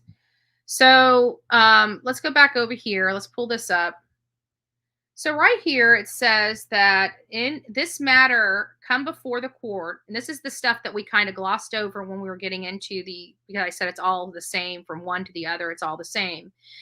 This matter came before the court on April 28, 2023. Again, another hearing that was not posted by notice of hearing or order of this court that was posted on the docket. So they're saying that they had a hearing on February 28th that nobody was apprised of. Nobody was. Then you can't say that you have a right to redact a notice of hearing. There is not one notice of hearing out there that needs to be sealed. And as a matter of fact, I don't see any order sealing the notice of hearings in this matter. Yet, there are hearings going on and taking place that have no notice of hearing, that's outside the rules of civil procedure. I have problems with a lot of this stuff, guys. I have problems with a lot of this stuff. I understand that many of you people that are not in the legal system and don't understand the stuff don't understand why this is wrong. It's because there are procedures in place to make sure that there is nothing unlawful that goes on behind the scenes. And those protocols, in my opinion, are not being followed in this court case. They're not. They're being completely omitted in violation of law and in secret, which causes me concern because they're trying to say that by showing this information, it's putting somebody's life in jeopardy. I call bullshit. Prove it. You can't. They're not even producing the memorandums or anything that happened inside these court cases. Not even giving you the transcript of these hearings. They're just having secret hearings all over the place in this case. Secret freaking hearings. You're telling me that your secret hearing, it needs to be sealed. The secret hearing that nobody knows about has to be sealed. Not redacted, sealed. I got problems.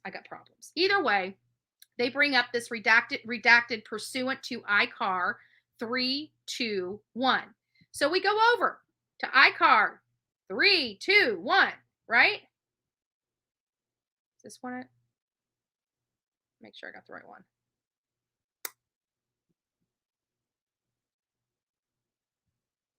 32. 32I2. So that's where I was. 32I. So here's 32I. Now let's go back to what it says 32I. So here is 32I right here. See all that? That's 32I. So what it says is other prohibition and limitations on disclosure and motions regarding the sealing of records. Physical and electronic records may be disclosed or temporarily or permanently sealed or redacted by an order of a court on a case-by-case basis. Seems like they're lapping a lot of these things together into one hearing and not looking at them on a case-by-case basis. That's just my opinion. Any person or the court on its own motion may move to disclose, redact, seal, or unseal a part or all of the records in any judicial proceeding. The court shall hold a hearing on the motion. Now remember, you can't have a hearing without a notice of hearing. Those notice of hearings are not going to the docket. So therefore, they are literally sealing notices of hearing. Notices of hearing. And I hope that the legal and media out there are listening to me, because these are also some other grievances that they have. The court shall hold a hearing on the motion after the moving party gives notice of the hearing to all parties. Ha! What was that? Let's read that again. The court shall hold a hearing on a motion after a moving party gives a, what is that? Oh, a notice of hearing? Oh, one of those notices that aren't on the docket, that have no order to have sealed. That notice of hearing? Gotcha. To the judicial proceeding and any other interested party designated by the court. The court may order the record immediately be redacted or sealed pending the hearing if the court finds that doing so may be necessary to prevent harm to any person or persons. But they also, by failing to disclose, could also be causing harm to a person or persons. So we have to also remember that. In ruling on whether specific records should be disclosed, redacted, or sealed by the order of a court, the court shall determine and make a finding of fact as to whether the interest in privacy or public disclosure predominates. If the court redacts or seals records to protect predominating privacy interest, it must fashion the least restrictive exception from disclosure consistent with privacy issues. It is right there in black and white. What does it say here? Let's do this again. This is the part that the courts are failing to apply to these orders. Right there. Every single one of these orders, they're failing to apply that necessary requirement. It's right there in their own rules.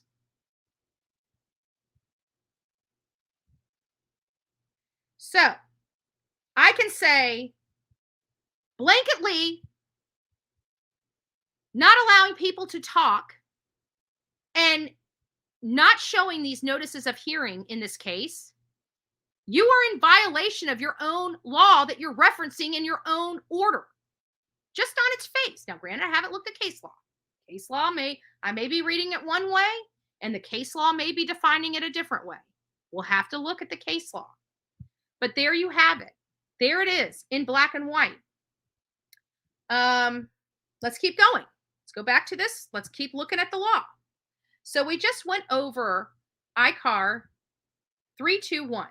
That's not all they disclose in here. They also state later in the next paragraph, the court reviewed the records considered arguments presented, again, a secret meeting with no notice of hearing as required by law. Those notices of hearing are not precluded and not in no way possibly could be protected. And are should be attached to the docket, which they are not. Clear violation of law. The court reviewed the records, considered arguments presented, again, secret meeting, secret court hearing, weighed the interest in the privacy and public disclosure, and announced its finding of fact on the record. Therefore, pursuant to ICAR 32I 2A, now let's go over to ICAR 32I 2A, right? See what it says. Before, here's 2, here's A. Again, here's 2, here's A. Before a court may enter an order redacting or sealing records, it must make one or more of the following determinations in writing. One or more. So now you see how they start fluffing this, right? The documents or material contain highly intimate facts or statement, the publication of which would be highly objectionable to a reasonable person. Well, I find it funny because if it's highly objectionable, that means it would not be included in trial. And most of the stuff will be included in trial. So even though you're using 2A, a lot of the stuff that does not rise to a highly objectionable to a reasonable person. I could tell you just from based on what I was reading, and not highly intimate facts or statements. And not only that, but if it was highly intimate facts or statements, those portions should be redacted and only redacted, not the rest of the document. That's how it works.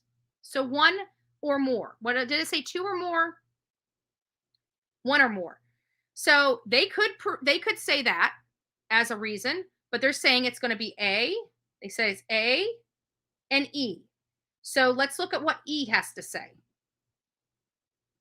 E says that it is necessary to temporarily seal or redact. Now, again, I want to emphasize temporary, not indefinite. Temporary. It is necessary to temporarily seal or redact the document or material to preserve the right of a fair trial, of the fair trial. So they're using A and E. They're using ambiguous language to redact information that would not fall under this law. That is what they are doing. I want to show you how they're able to do this. And everything that we have read in this law says it has to be temporary or limited in nature, has to show good cause, and has thresholds it must meet in order to be sealed. And they're literally using that to seal the entire thing, not just the small portions that meet these definitions.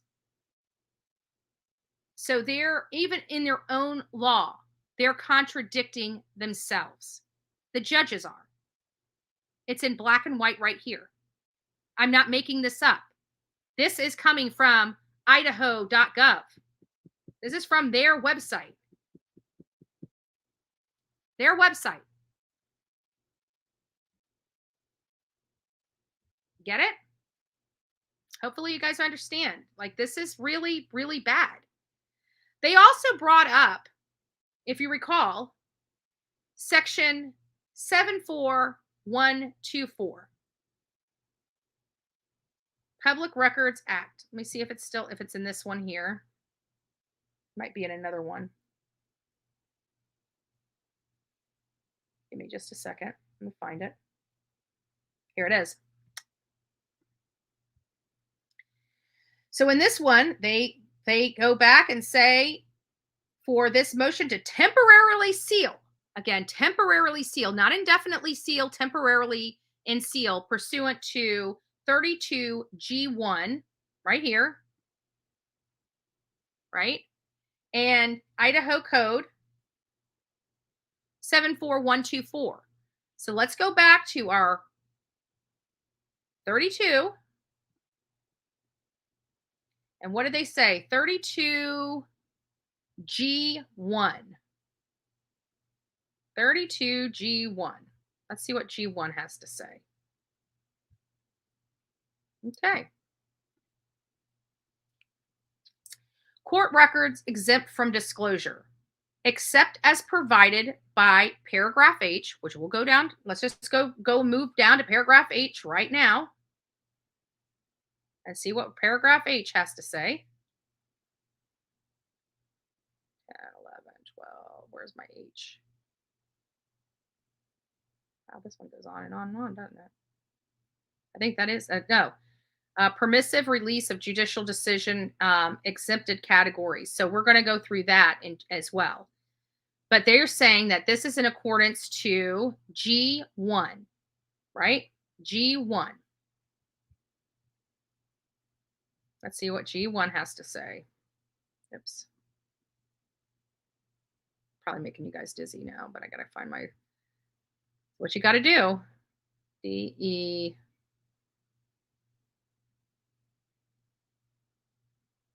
Where is G1? 20. I think that's all. Yeah, that's all part of it. So let's go up here to G1. This is G.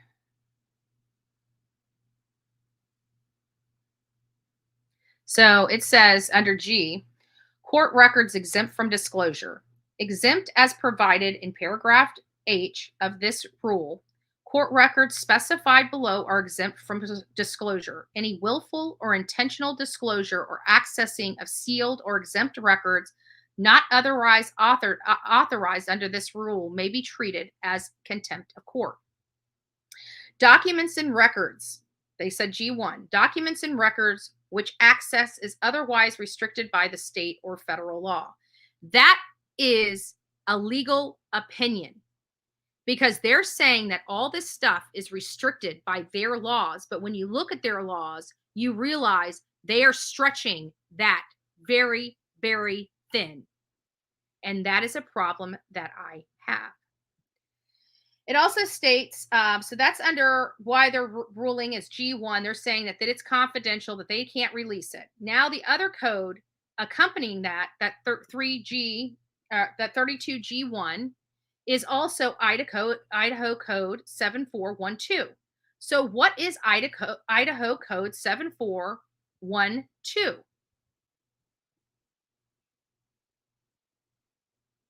It's exempt from disclosure for confidentiality. That's what they're citing, confidentiality.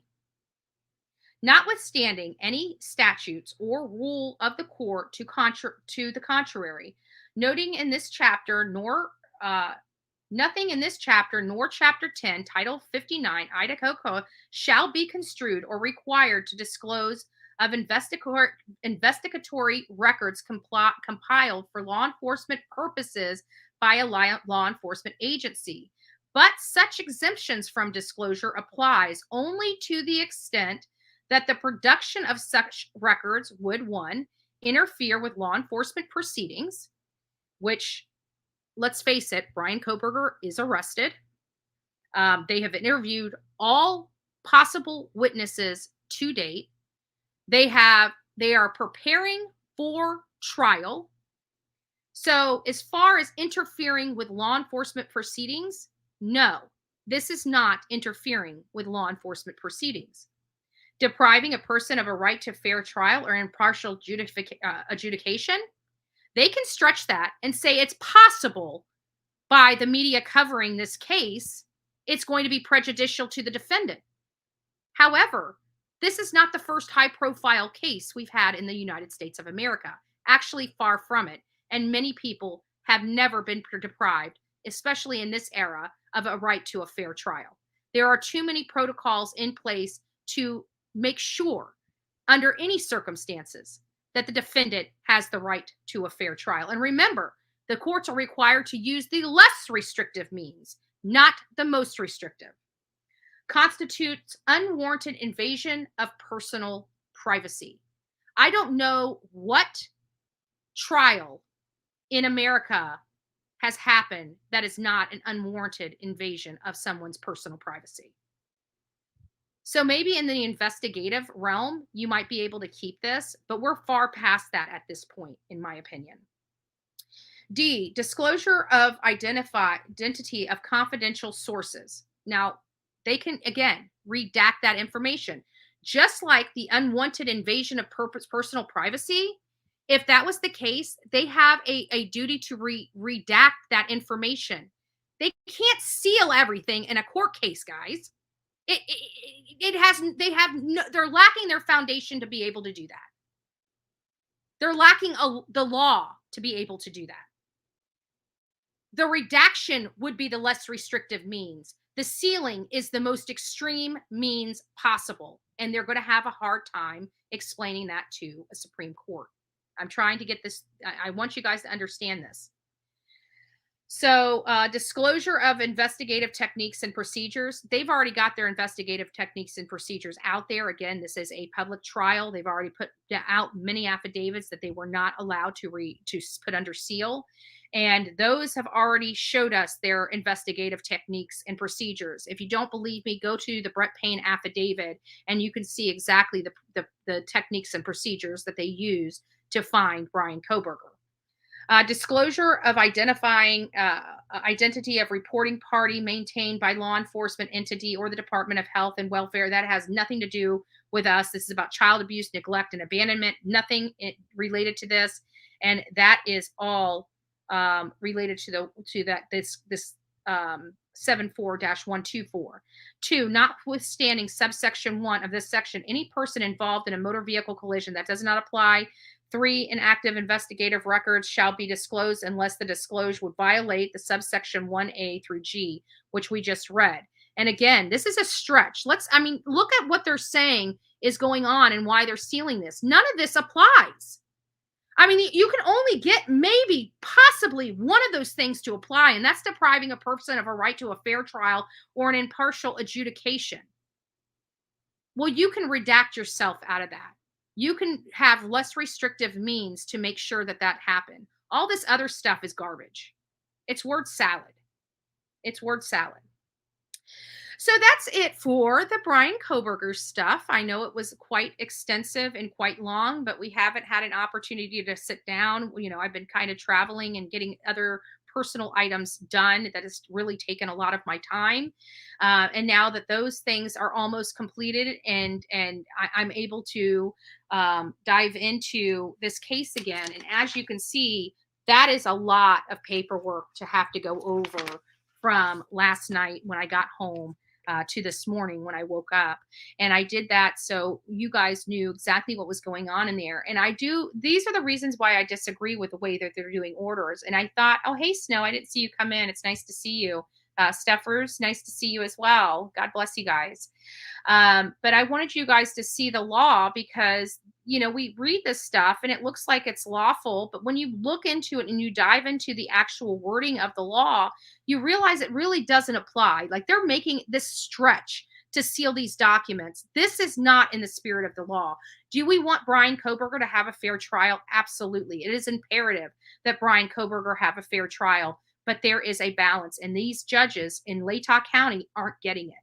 They're not getting it, and I think that their inexperience in this type of case, their uneducation in this type of case is really going to hinder them. It's really going to cause a lot of problems. This most likely will go to the Supreme Court because these judges are just being ridiculous.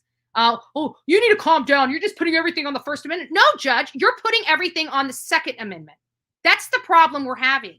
It's because everything you have got is so lopsided to this fair trial that you're acting like nobody else has rights in this case but Bryan Kohberger. And that's where we disagree, Your Honor. That is exactly where we disagree, Your Honor. When you're pointing the finger at somebody else, just remember there are 3 pointing back at you, Your Honor. So let's find a happy balance that everybody let's find a fair path forward for everybody under the law. Something that's not lopsided, something that preserves the First and the Sixth together as the law prescribes. And let's move on. Let's all get back to work. We all have a job to do. The courts need to do their job. The media needs to do their job. That's what needs to happen. So that's really it. That's really all of my commentary on this. Oh, thank you. God bless you, Carla. I either. I don't either. I don't either. That's why I always say, I will defer to Reddit. I will read it, but as you see, when I read stuff on Reddit, you guys get a video from it because it's a talking point. I don't take it as real. I don't take it as confirmed. I don't take it as anything. They may bring up something that's a talking point. So I do like Reddit for good direction in talking points, but for realistic facts and information, I go to Twitter and I have a lot of people that I follow on Twitter that I know are legit. I've been around long enough, not even like everybody here is so, they got their blinders on of YouTube. Like I was here long before YouTube. I have been doing a lot of things long before ever debuting on YouTube 2 years ago.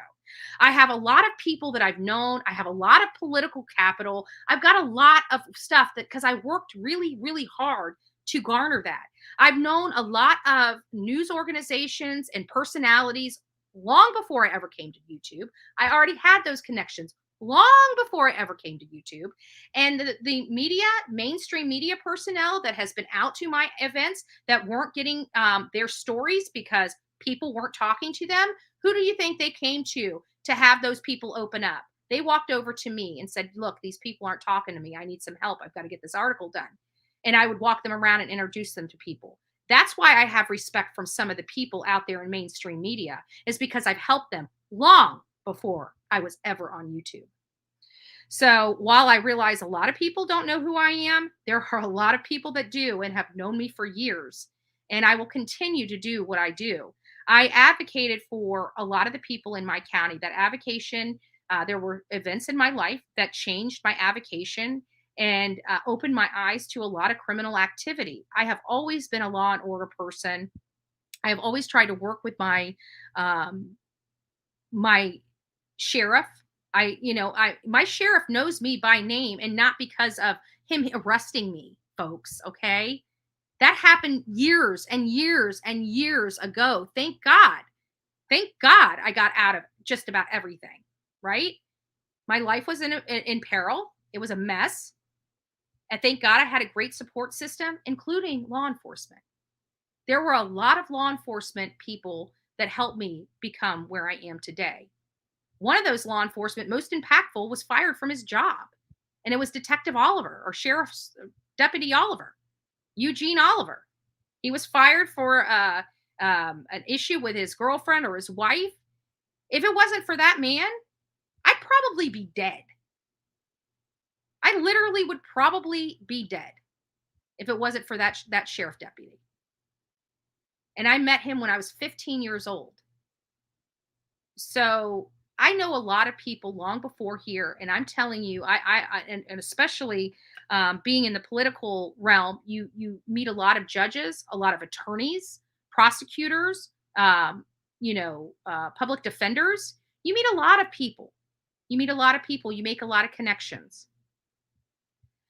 So I'm telling you, when I say this stuff, I haven't seen. I know it happens. And I know if it's not legally challenged, the courts get away with it. This is a high profile case. This is something that they probably utilized many times in the past, but because it was never legally challenged, they don't realize they've been practicing it wrong. I'm sorry. They just have. And you'll see.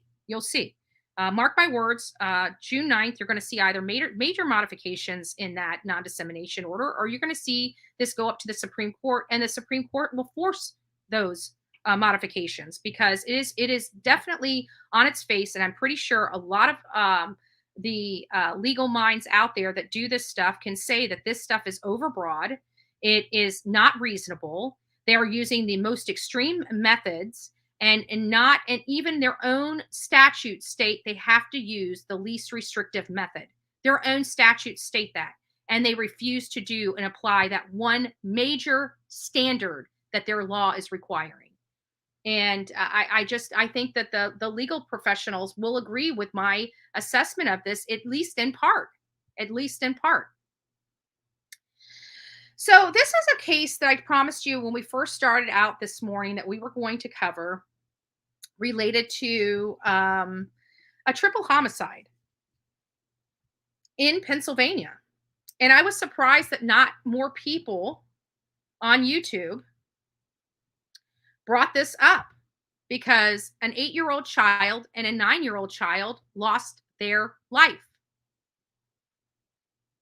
And I didn't see anybody on social media covering this. Nobody. Not even the hate channels that sit there and say that they're all for, minorities and advocating for them and stuff like that. Yet 2 small children can be gunned down playing in their yard, and we hear crickets. We hear crickets. Thank God there's a suspect in custody. Thank God there's suspects in custody. And I actually was going to do a video on this, and I decided, there they are. Oh, sorry. Sometimes these websites they're filled with so many commercials that it causes problem. Even look at all the commercials on here. Like, it takes you 5 minutes to even push this up on, and this is ABC 27, and you would expect their stuff to be popping up like this, and it's not. You got to sit here and wait for 5 minutes for all their ads to load before you even can read anything. So here's there's a third suspect out. These are young punks. That had a problem with a 19-year-old kid that lived in this house, and now a mother, because they had words. Yes, words. A mother is having to bury her 9 and 8-year-old children. A mom lost 2 of her kids because a person inside her home had words with these thugs. I can tell you that the prosecutor out here in Pennsylvania, look at those faces. This one, not so much. Definitely hardened. This one is a wannabe. He's now going to be hardened. You might want to start stretching that booty out. Just saying. You're young. And those guys in those prisons love young meat. And it's sad to say, but it's the truth. You want to be thugs, you want to be out there, and you don't know the real, true consequence to your action. That baby face right there is most likely going to be seeking the death penalty. All over words.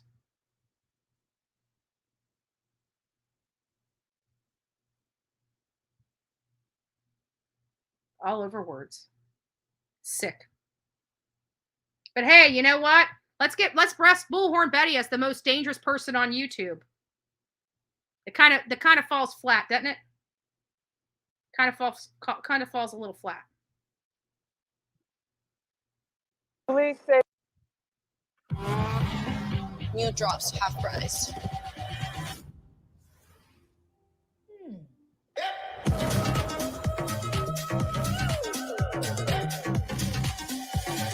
Can't even enlarge this whenever they've got some unfinished business finding that third unnamed suspect, as well as a white vehicle spotted leaving the scene. They also say the intended target was the 19-year-old victim, Joshua Perez Lugo, and that it was caused by an argument.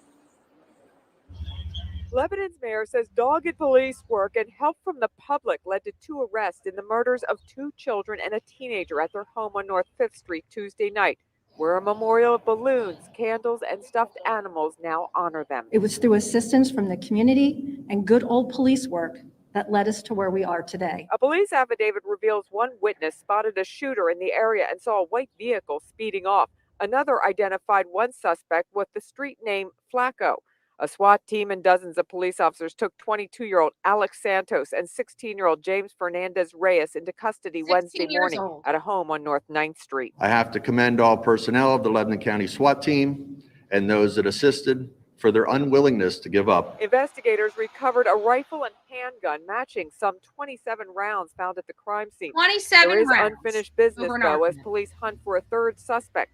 but the chief praised the work of his lead detectives in the case. These 2 detectives remained committed. They remained on duty for 28 hours. Their hard work has paid off.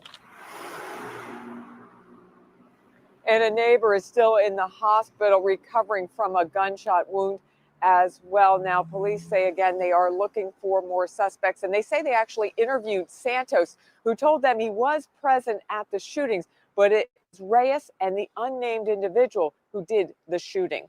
Live in Lebanon, Barbara Barr, News 8. So there you have it. Let me see if I can pause this. New drops, half price.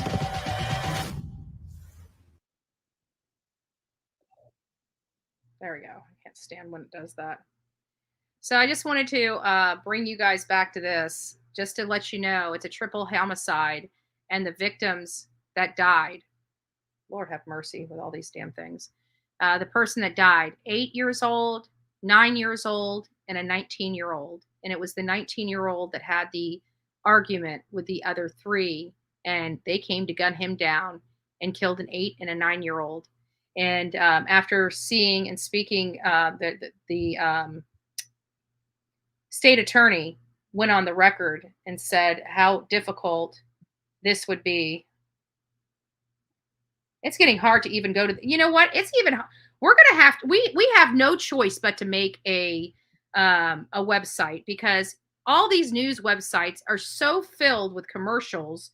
Like literally it takes, I just exited out at 5 different advertisements on Lebanon Daily News. Who the hell wants to go through all that?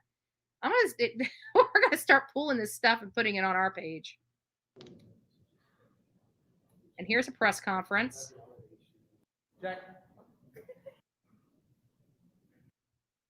Okay. Can't even hear it.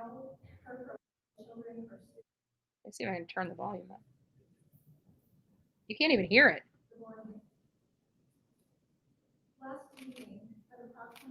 You can't even hear it.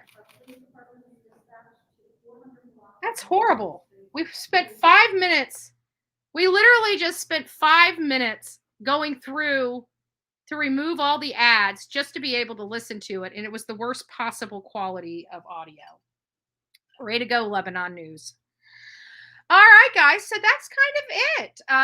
I know we covered a lot. This is what I'm going to do. We still have, you guys have been troopers. We still have 330 people inside this chat right now. So what I'm going to do is we talked an awful lot today. So I'm going to open it up because I've talked a lot and I want to hear your insight and your perspective on this matter. Hold on just a second. Let me get it over here too, so I can put this up. I just dropped my screens because I couldn't hear it and I got frustrated and just dropped it. Horrible audio. Golly. It's awful. All right. So Bana. This is the ending to our show, guys. We're going to just open it up for whoever would like to call in and chat. I'll leave it open as long as you guys would like to talk. But once the phones stop ringing, we're done. We'll get off. So if you guys want to call in and talk about some of the stuff, talk about Bryan Kohberger, Alex Murdaugh, let me just go run through some updates that we have going on.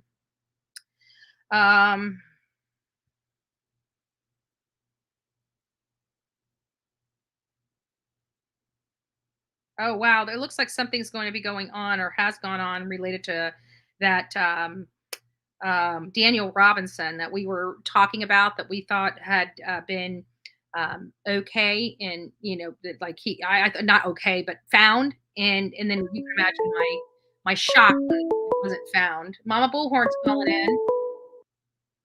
Hey, Mama, how you feeling? Well, I've been cleaning house to use as a pain diversion, but I'm at a 0% extension. When I first started after surgery, I was at like 180. Well, if people don't understand what she's talking to, if you guys have been here, Mama Bullhorn had knee surgery, and she's talking about her bending, Her bending. Oh no, T Mom. I know Daniel Robinson, Straightening. but she's talking about bending her knee. She has to be at a 0. That means she needs to be able to put her legs straight, and she's supposed to go up to what degree? 145 degrees bending. 145 minimum. degrees bending. So she's got a lot of work. Well, she's doing good. I'm currently at 135 and bending, but it's the stair steps.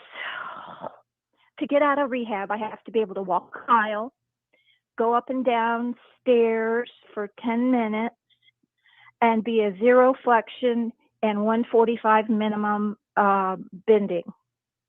So those are my goals. But anyways, I watched, and I don't know, I apologize, the creator, I did not catch the name of the creator that interviewed Trey Gowdy. Mm-hmm. But Trey Gowdy he's a lawyer, and he's also a former congressman. Yeah. But, well, I'm glad you're telling it to the audience. I know Trey Gowdy. Yes. I have the most respect for him, but he said there is absolutely zero interest in the fact that Bryan Bryan Kohberger? Yeah, Kohberger. I almost called it something else. Stood silent in pleading. Mm-hmm. There is zero. You take nothing from that. He's going to be trialed anyway. Yeah. He also said it's easy to play dumb, but it's hard to be smart. Mm-hmm. And he would suggest that the state go into his school records and pull up his 3rd grade IQ, his 9th grade IQ, and his SAT exams for college, because he's going to dumb up. And it's just like he said, he can dumb up. Mm-hmm. And his defense attorney is going to hire a psychologist or psychiatrist to evaluate his IQ. Mm-hmm. And you don't know the basis of that exam. You will never know the basis of that exam. So he said they can professionally dumb him down. Yeah, there's a lot. Like I said, even with this whole trial and procedures and stuff, there's a lot that can be done. They don't have to go with the most restrictive measures. But I love Trey Gowdy because he is a very smart person. I can't even tell you how many letters I've wrote him for just thanking him for the work he's done in the past. Yeah. But I have to say, he's a very smart attorney, and he knows, because he's in politics, he knows how to get to the nitty gritty.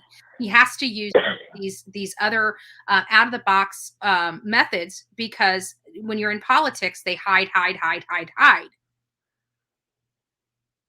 Well, the other thing he said was, I got to stop and think. You just made me lose my train of thought about the IQ.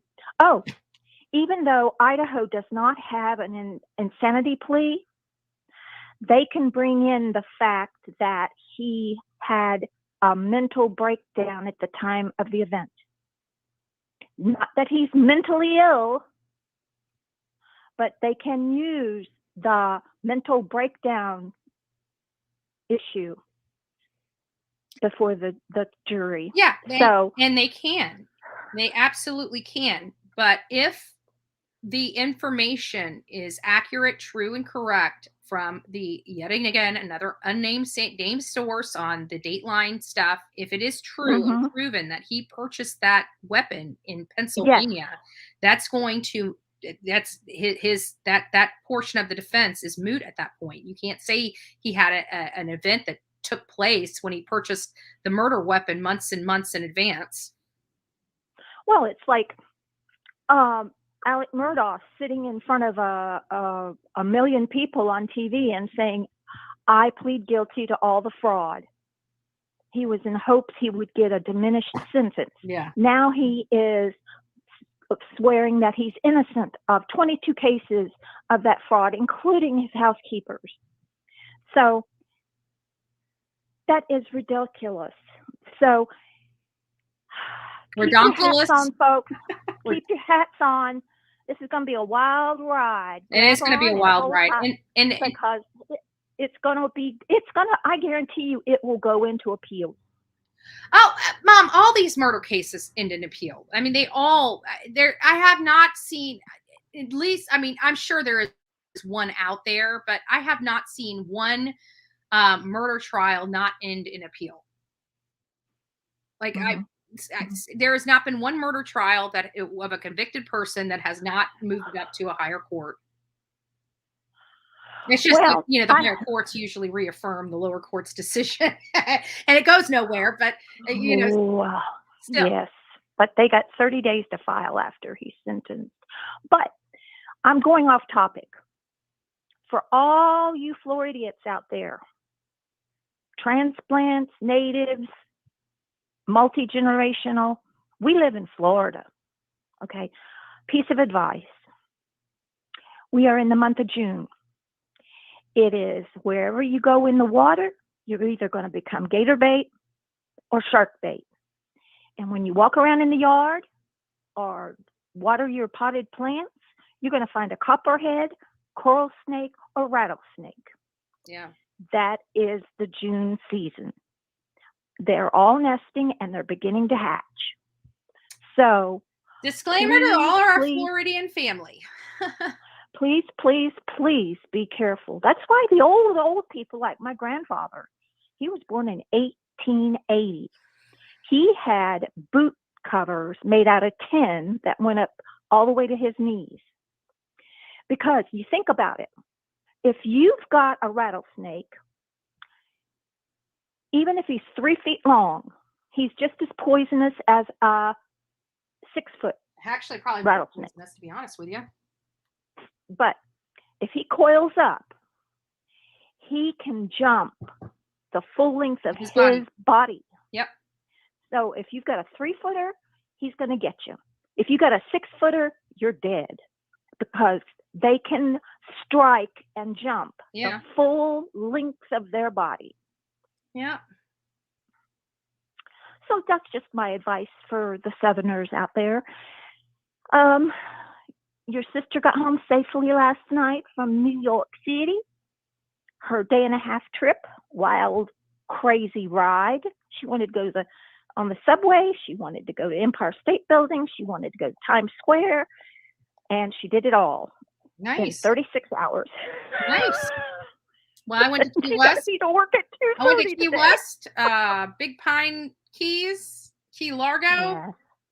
Yeah. And home. I like Key Largo. I love Isla Mirada and Key Largo. And I didn't even know they had a low key. I thought that was always a saying.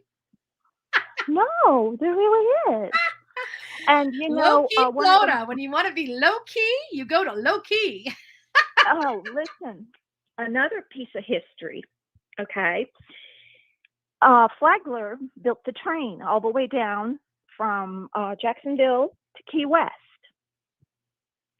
And when the 1925 hurricane hit, it destroyed everything on Key West, including the train cars. You got 40-ton train cars. They figured they were safe. So people hid in the train cars. This tornado was so strong, they think it was more than a 5, category 5. It just flipped those train cars with the people in them. So Key West technically is one of the most haunted places outside of St. Augustine and some of the older cities such as Savannah, etc. But just so, I won't be going to Key West during hurricane season. Yeah, well, I guess it kind of is already approaching hurricane season already. I don't even have a freaking roof on my house. It's supposed to be, actually, as a matter of fact, while I'm on the phone with you, I might as well check to see what the hell's going on with my roof. Like, I've been waiting months. It's irritating. Do they get breaks back? Well, Angela and Tom are actually suing their insurance company because they're not getting any money for their roof or any other damages. They've been paying it out of their pocket. And they can't get a roofer for at least a year. So they have a wrap. Gotcha. Yeah, and then they just wrote back and they basically said, as of this week, we are behind on schedule, so I'll keep you posted. If you need to make plans, let me know. Dates, I will try and work with you. I'm sorry, I can't be more promising. We have rain, inspection, rotting houses. Things come up. It's very hard. Yeah, but I've got a freaking check here with your name on it, lady. Like, give me my damn roof. Tell her, can you throw a wrap in on that one? If you can't get to me, can you give know me what? a wrap? Maybe this is telling me, because I have to think that the majority of the roofs. I mean, we're in June. The majority of the roofs got to be done. I wonder if maybe I should start a new round of estimates and just see, what kind of estimates I can get. When I had this all happen, this was right in the heart of everything. Why am I going to be paying $14,000 if I can get my roof now for 9 or 10? I'll tell you what. All the roofers are down south trying to get everything done up before the hurricanes. So I don't know. You're between and betwixt a rock, baby. Yeah. All right, Mom. Well, let me run. I love you. I love you too. I love everyone. All Bye-bye. right. Talk to you later, Ma. All right. Beautiful. Mama Bullhorn. I just turned the phones back on because I guess I can turn my camera back on. But I'm reading some stuff here. So while we're waiting for people to call in, there are some updates that I do have here. Give me just a second. I do want to go over this. This all came in kind of last week. And like Alec Murdaugh's indicted in an alleged $4 million insurance theft and housekeeper's death and other financial schemes.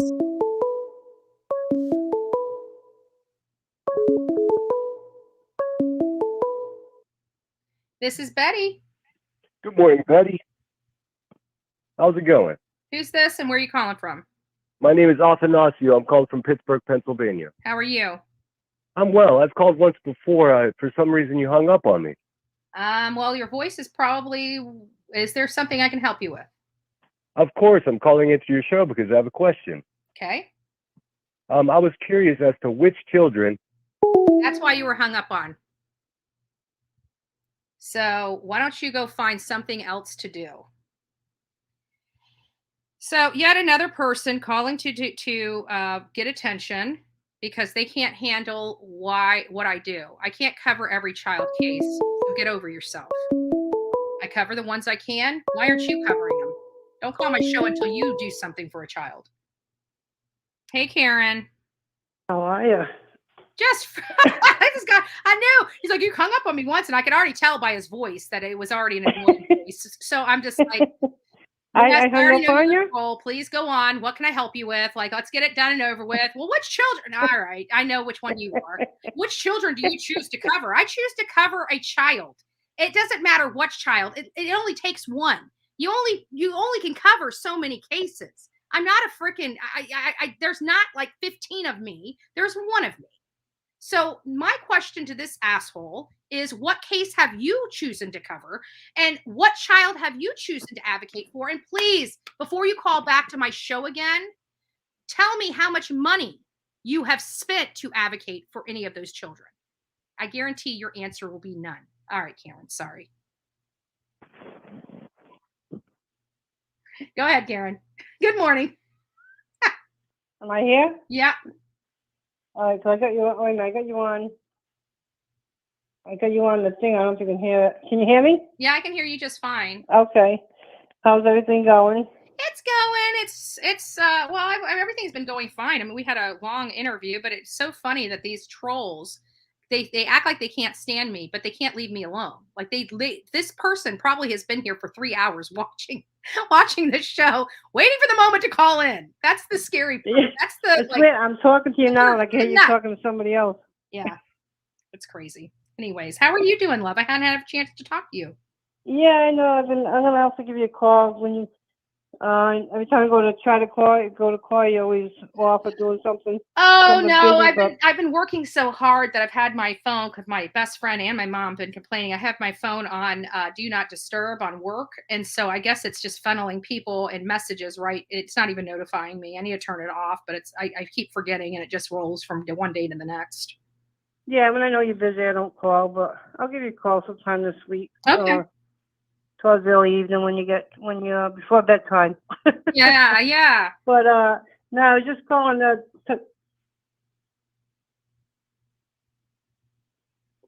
Hello? I'm confused. I'm talking to you. I can hear you talking to somebody else. It's weird. Because you must But have, no, I was just calling to tell you about Alex Murdoch. You still have playing games. You have the video running on another app on your phone. You need to turn the video off. You need to pause. You need to go find YouTube. All right, hang on. And pause the YouTube, because what you're hearing is the YouTube in the background. See, my phone has Can you hear me? Yeah, I can hear you. All right, no, that's better. That's why. I'm like, I Yeah, can hear you it's 'cause talking you to were someone having- else. I'm so confused. Yeah. No, I was just I just seen on with the Alex, and I sent you that he was in federal court a couple days ago. Yeah. And he went in and pled not guilty. I'm like, after telling everybody that he pleads guilty to the financial crimes. Yeah, went in and pled not guilty. And I guess what they're saying, he's really upset with I don't know, the two of his law firm partners that went against him in court, which he knew they were probably going to, but he's really upset that they went to the extreme that they did. He's pretty pissed off about it, but they're saying he's pleading not guilty for now. Yeah. But he's just trying to play games. I think what they seem to think he's trying to do is plead, go in and, because they said he's cooperating, but to cooperate, he has to give,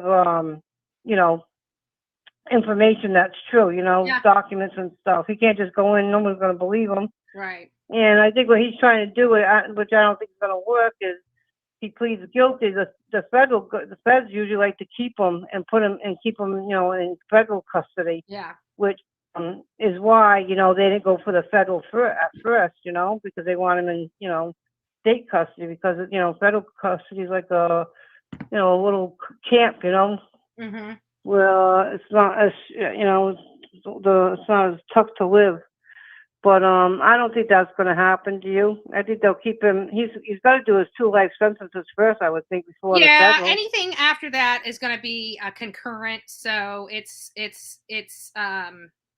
he's going to have, and these are 2 separate cases. So he's going to have a life sentence, and then plus all this. So by the time they're said and done, he's probably going to be racked up 130 years, 140. He's never coming out of jail. Oh no, this ain't just on these crimes. You can get up to 400 some years. I'm like. Yeah, and people are like, well, why do they keep charging them? You look at cases that people, get put away for life, and then 20 years later, something stupid happens, and they get out. Right, and that's why I say get them with every charge you can. Yeah, that's why they didn't stop with the murder charge. They're going because anything can happen, and we've watched our Supreme Court make decisions 30 and 40 years later about things that overturn lower courts, and all these court cases have to go back through the courts again. Like, you never know when it's going to happen, and like they moved, like even a lot of these like they changed it again, but they made it where it was mandatory that you have a unanimous vote on its sentencing for death. And now it's like, now you just need to have a majority vote. It's like they keep constantly changing this stuff, and it's stupid. It's like, look, there are just people, whether I understand there are people out there that just have good hearts and don't see the bad in people. I have seen the ugly of ugly. I have seen literally monsters. I've stared monsters in their eyes. I know they walk among us, and I know that they should not. They need to be out of here. They need to be gone. This world is, I don't care if they're in prison for the rest of their life, that the idea that they could possibly get out in another 20 or 30 years terrifies me. Put them out of their misery. We deserve to be living free from all this stuff. And I'm sick of the politics being in our judicial system. And I'm sick and tired of people acting like these monsters and animals deserve to walk among us in 20 years. Nothing's going to change. They're going to be 10 times worse in 20 years than they are today. Well, if you took a life, then people can't come back from the grave in 30 years and say, okay, I get to live the rest of my life now, and that's how it should be. What I'm really upset too is I like to talk to you on the phone sometime is the Susan Smith case that she's coming up for parole again in 2024. Yep, I And I covered that just, case. I went out there and covered that case. yep, that February case last really got year. to me. And I mean, just think of being strapped in a car seat, going into a lake upside down in the dark. How horrific can that be? Yeah. And that woman should never, never get out. Never. She's up for And parole. She's going off like 1990 laws. Laws have gotten ultra stricter since she went in there. I don't think because of her, I looked into the case, and because of her Yeah. horrible behavior in jail, she's had horrible behavior, by the way. Yeah, she has. Yeah. I think that's going to play. Yeah, obviously she hasn't learned her lesson. She's not doing any strives. As a matter of fact, she's doing everything possible to get herself in more trouble. She has nothing to lose. She's already, she's bopping this officer, that officer, to the point that 2 different officers have been fired from their duty because, which they shouldn't have engaged in that anyways, but Right. Yeah, and there's I don't know what state. I don't know why I got Chicago in my head. I could be wrong, but I just found out about it. I'm gonna look into it. I'll let you know about it. But there's a case. They just found this serial killer that they've been looking for, and I want to go back into maybe the 80s, early 80s. He killed an 8-year-old child in the back of the school. I mean, S.A.'d her. Went to William jail Lang. for that. That was the caller. That was the last caller. William Lang. Sorry. Oh, the troll. He pled out on that, got 30 years, got out in 11 years. A few months after that, he killed another woman, I think 60-some years old. He did the same, odd her. Mm-hmm. After that, he Blair. just killed an 80-something-year-old man, and he just kept going in and out and letting him in and out. He should have never been out for that child. So, I mean, I'll have to look it up. I just watched it the other day. I forget what state. And I mean, the people that are prosecuting now are like livid over how they let this guy go. You know what I mean? And it's stuff like that really upsets me. You know what I mean? Especially a child. You know what I mean? You should never get out. I don't care if you beat them, when you went and I don't care. I just don't believe a child killer should ever get out of anybody that harms a child, children are the most innocent of innocent. When you start throwing people in jail longer for hurting a dog than you do a child, we've got some major problems in this country. I'm sorry, but if it came to a child or a dog, shoot the freaking dog. That's where if you don't know what side of the aisle this girl's on, shoot the dog. That's the side of the aisle I'm on. Do I want every dog to be shot? Of course not. I love animals. But if it came to a human being and a dog's history. Yep, exactly. And in some people's minds, it's just the opposite, which makes me sick to my stomach. Yep, and now these people are getting, tablets, and Chris Watts just got written up for, sexting this woman that male, writes to him. He just got written up. I mean, and they're getting so much privileges that they shouldn't have. I believe in these Russian prisons and these kind of prisons where, I mean, you want to talk about hard time, that's hard time. Mm-hmm. You know what I mean? And these prisons are getting too easy. Yeah, this is my problem. Is that there's got to be a time and a place that we all here in America need to have a come to Jesus when it comes to our prison system. Our government is manipulating us by saying, hey, we have these prisons because we want to rehabilitate these people. Well, if you've had prisons for hundreds of years, if this works, how many people have been rehabilitated and not reoffended? If this program works, how many? You know what it is? It's because they tell us that this is rehabilitation. We're, as Americans, are too stupid to realize they're playing word salad. If you want to really rehabilitate these people, these low-level criminals should never walk into a prison or a state jail anymore. If you're stealing, if you're using, you need to be in a drug rehab and in a work camp. You do not get a free ride. Your ass should be out there pulling weeds if need be when you go to jail. You need to be working. You don't need to be sitting in bed or going to the kitchen and getting, and getting the privileges of making food. No, you broke the law. You took something from somebody. It was a low-level crime. You don't need to be in that kitchen. You need to be out in that sun working. You need to be out helping to build the railroads, taking down trees. You need to find out what it is to have to get up at a certain time and work every single day of your life when you are in jail. This whole thing that you stay in and you get to go play basketball and get to go, what? No. Yep. Yeah. If we put our criminals, our low-level criminals, to work and gave them a trade that they wouldn't have to be stealing. There's some people right now that are in jail because they're freaking poor. Let's be honest. Yep. I mean, teach them work ethics. Get them out there, and taxpayers are paying them to be in jail. Let them contribute back. You know what I mean? By going out in the streets and cleaning the roads and the worst. If you don't believe that these people are the worst, that is the place that they need to be. No, I agree. Because they're only going to come out worse and then reoffend. You know what I mean? When a lot of them that are not in there for bad things can be. I had a bad life. Okay, I know people that learned extra cons in jail. Let's be honest. They don't come out worse. They come out worse with additional training. Exactly. We need them away from those high-level criminals. We need the low-level criminals separated from the high-level criminals. We need to give the low-level criminals a path to a good life so they can be truly rehabilitated.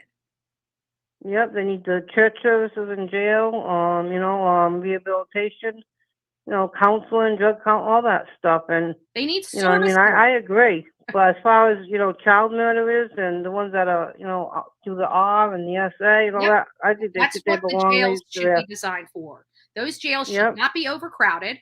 We should be having more people out there working.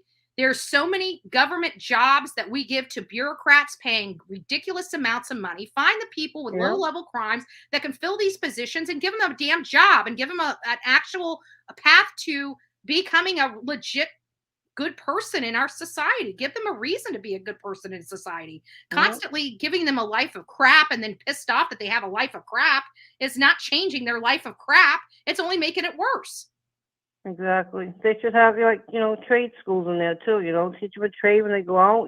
They have something to go to. Yeah. A lot of them come out and nobody wants to hire them. Yeah, they got nowhere to go. So what do? They go and they be a criminal then. Yeah, and we do. We have welding at our jail, our local jail. This is not a state jail. This is our local jail. We have welders that come in. I mean, my friend, he was doing a project where he actually utilized the welding department at our sheriff's department because he was doing a low income type of project for homeless people, and he was using shipping containers, and there was some welding that needed to be done. So he utilized the sheriff's department and their welding department to help with this project that's going to benefit a person in need. Yeah. Something's going to be. I mean, you're right. I totally agree. So much more to do. We have so much more to do, but we should not have overpopulated jails. We should have people that are out there getting rehabilitation, proper rehabilitation, so they're not being they're not reoffenders. Everybody, it's a freaking circus there. I mean, think about it. All these people are constantly going in and out, same people. Yep. Yeah, it's like rotating door. Exactly. That case too, that Daniel Robinson, I sent you some stuff. I couldn't I sent you the link, but I had to screenshot it to the link to get it to you. But it's kind of crazy. I was reading on it. I guess it was Nancy Grace I was reading on. She was on about it. It's a strange case. It's not what you think. He was writing this girl. He's obsessed with this girl, writing all kinds of crazy stuff. You have to look, if you have. Yeah, I got it up. Actually, I was going through all your stuff, and then I was going over to Pebbles to update. So I haven't made it down that far, but there's like 5 or 6 things you posted in here. Yeah. When you get a chance, but I figured you'd be interested in it because I was like, wow, it's not what I thought it was, So I don't know. It was kind of a strange case. Mm-hmm. Yeah. But anyway, I'm proud of you with your vaping. You're doing good. It's been rough, and I have to be honest with you. I did go down. I did break down and buy a vape just to help with some of the. I'm not smoking it like like I have been. Yeah. It's literally, as I went through literally an absolute hour of pure agony with the, it wasn't a 20-second. This was a withdrawal symptoms that lasted an hour. It was miserable. A little out of time. I mean, I know what you're like without your vape. Yeah, but I've been doing really good, you know, and I am completing this, and I'm not buying any more vapes, but I'm finding that it is dissipating. The withdrawals are dissipating a little bit, but when some of them come on really strong and just out of nowhere, and I'm like, you know, where is this coming from? And it takes my breath away sometimes. It's like you know that you're addicted to something when you try to quit it, and it's hard. It's hard. Yeah, takes time. Yeah. But I mean, little progress at a time. You'll get there. Yeah, yeah. All right, love. Well, you take care. Yeah, I'll be in touch. I'll give you a buzz sometime this week if you're not busy. You know. Yeah. This week, I'm pretty sure. I think my weekend might be jammed up a little bit. I got to finalize some. Oh, that's right. We're already on Friday. I've been like spring cleaning 12 hours a day for like 9 days straight now. But I'll give you a call next week then. All right, love. And touch base. All right, take care. Take care. You too. Bye-bye. All right, bye, love. All right. Oh, which reminds me, hold on, let me go over here. I want to go to, where is that last call? There it is. So we want to,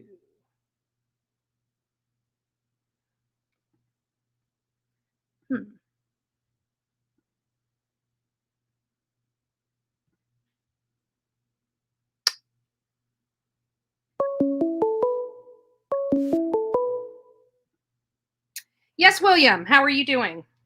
I'm well. Can we have a grown-up conversation without you hanging up on me? No, we can't, because you are antagonistical. You are a gaslighting. I wasn't. I have a simple question. No, you for don't. You, You have if you would like me to speak to you, first and foremost, you understand I'm one person, right? Yes or no? I do know. I know you're one if person. you want to talk to me, you're gonna talk to me my way. Yes or no? I'm one person, right? Yeah, let's do it. Okay. Do you cover true crime? I do not. You do not cover true crime. So why do you think it's okay for you to call into my show, ask me about what makes it a child that I cover? First of all, I don't cover just children. I cover crime. I cover political crime. I cover collusion. I cover corruption. I cover deaths. I cover missing people. It's not about children. But there's only Am I going to be able to ask my question? In my day to cover these cases, and you, my friend, are not one of the people that I choose to associate. What about the? And actually, as a matter of fact, I'm trying to block this person's number, and I'm not sure why I can't. So we will go through here because I don't want to hear from them. Like, literally, got nothing, absolutely nothing to say.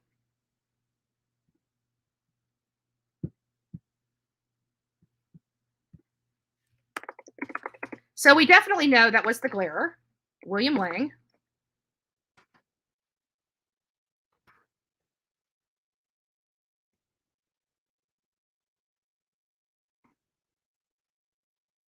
I'll find a way. Open your voicemail from the context. Have more options.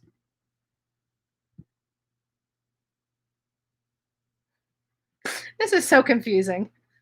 Like, seriously, so confusing. There we go. Gotcha. There we go. You are officially blocked. Don't call my number anymore.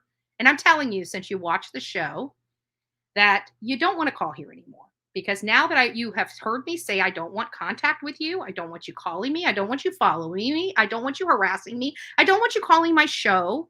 You do it again. Now you're going from doing something that was unlawful to doing something, or that was lawful to doing something unlawful. Don't call me again. Don't contact me. I want nothing to do with you. Get it? Nothing to do with you. So we'll let that animal from Tennessee, nonetheless. Is it Tennessee or is it Georgia? It might be Georgia. Let's see who 402 is, or 412.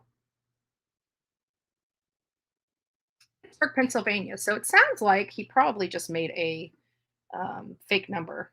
That's what it seems like to me, because we were talking about PA. So I don't think it's William Lang. I think it's probably somebody else. But either way, I don't really care who they are. I just don't want them calling me. So anyways, guys, that was interesting. It was fun. And we got a lot of great information on Bryan Kohberger. Now, I can't help the trolls that are seeking attention and things of that nature. You know, obviously they obviously like Bullhorn Betty a lot, despite what they say, because actions speak louder than words, right? And they are constantly here every day making sure that I get my paycheck at the end of the month. So I do want to thank the haters for doing that for me. I also want to thank the haters for keeping it a little interesting, but I don't like you and I want you to leave my channel and never come back. There's a lot of hate channels out there that beat up on Bullhorn Betty, so you're more than welcome to go over there and talk all the crap you want. You know, again, I got a message for everyone out there because, you know, things are happening and things will continue to happen. So I think you need to understand this before you guys start crying like little babies. Let me tell y'all something. You ain't got to ever worry about getting nobody back for some shit they done did to you. Because quiet as it's kept, everybody working get paid. Let me break that down so you understand what I mean.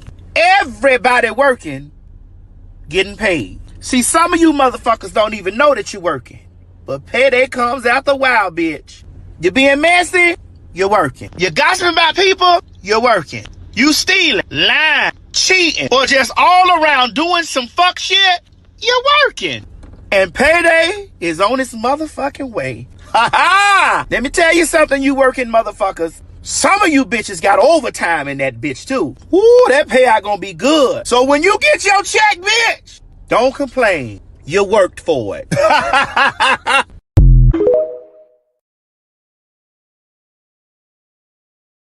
be honest with you, I love it. I love that lady. I love that lady, right? I love that lady. So I'm so tired of seeing other channels running you down. They do. Just think about it. They are absolutely 100% jealous, Debbie. They are absolutely 100% jealous. They go nowhere. They sit in their house, in their cave. They go literally nowhere. They don't do anything to really help a child because it's more than just advocating for them. These things cost money. You know, those flyers aren't cheap. Those banners aren't cheap. Not one of these people out here that complain about Bullhorn Betty has ever put one penny toward these children. Not one. But they sit there and collect all this money from YouTube and all this money from CashApp. And they want to question me what I do. You guys see what I literally travel. I spend every penny on traveling. They couldn't even afford to live my lifestyle. They couldn't even afford to live my lifestyle. I can barely afford to live it. So there's no way that they can say I'm not doing anything. I'm showing up. If nothing more, that's what I'm doing. I'm showing up. And I'm putting my money behind me. And I'm putting real cash behind these cases, not running my mouth and doing absolutely nothing. Getting cash apps and being able to smoke it up and marijuana and drink it up and smoke cigarettes endlessly, clogging my own kids' lungs. Yeah, okay. Great parenting. But you're a good person to be complaining about me. Somebody that's overweight, no teeth, on drugs, and sits there and smokes incessantly in front of their children. Great job. Anyways, with that being said, this wonderful lady here has got work to do, right?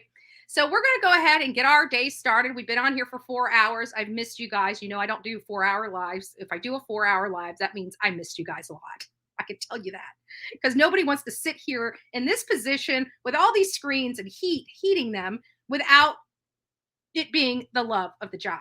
But we are getting more information back. We really are. We've got, I did a huge record request. It cost the channel almost $200. It hasn't been fulfilled yet, but we will be hopefully start getting that in within the next few days, at least the start of it.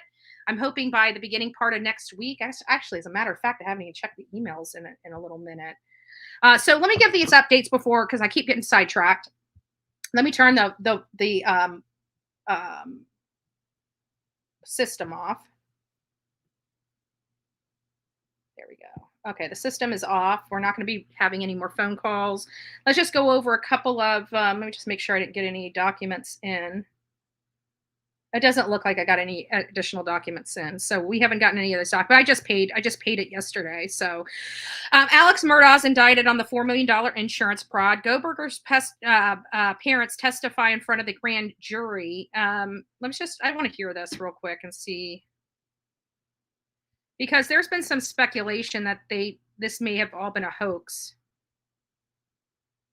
So I don't know if it is or not, but that's just what I've been hearing. I've been hearing that it's possible that CNN fabricated the information because it's a secret grand jury. How would anybody know about the grand jury? Breaking news tonight on a pair of legal fronts. We're learning that the parents of accused killer of 4 Idaho students have been called to testify before a Pennsylvania grand jury. Their son, Bryan Kohberger, is charged in the gruesome stabbing deaths of 4 University of Idaho students last November.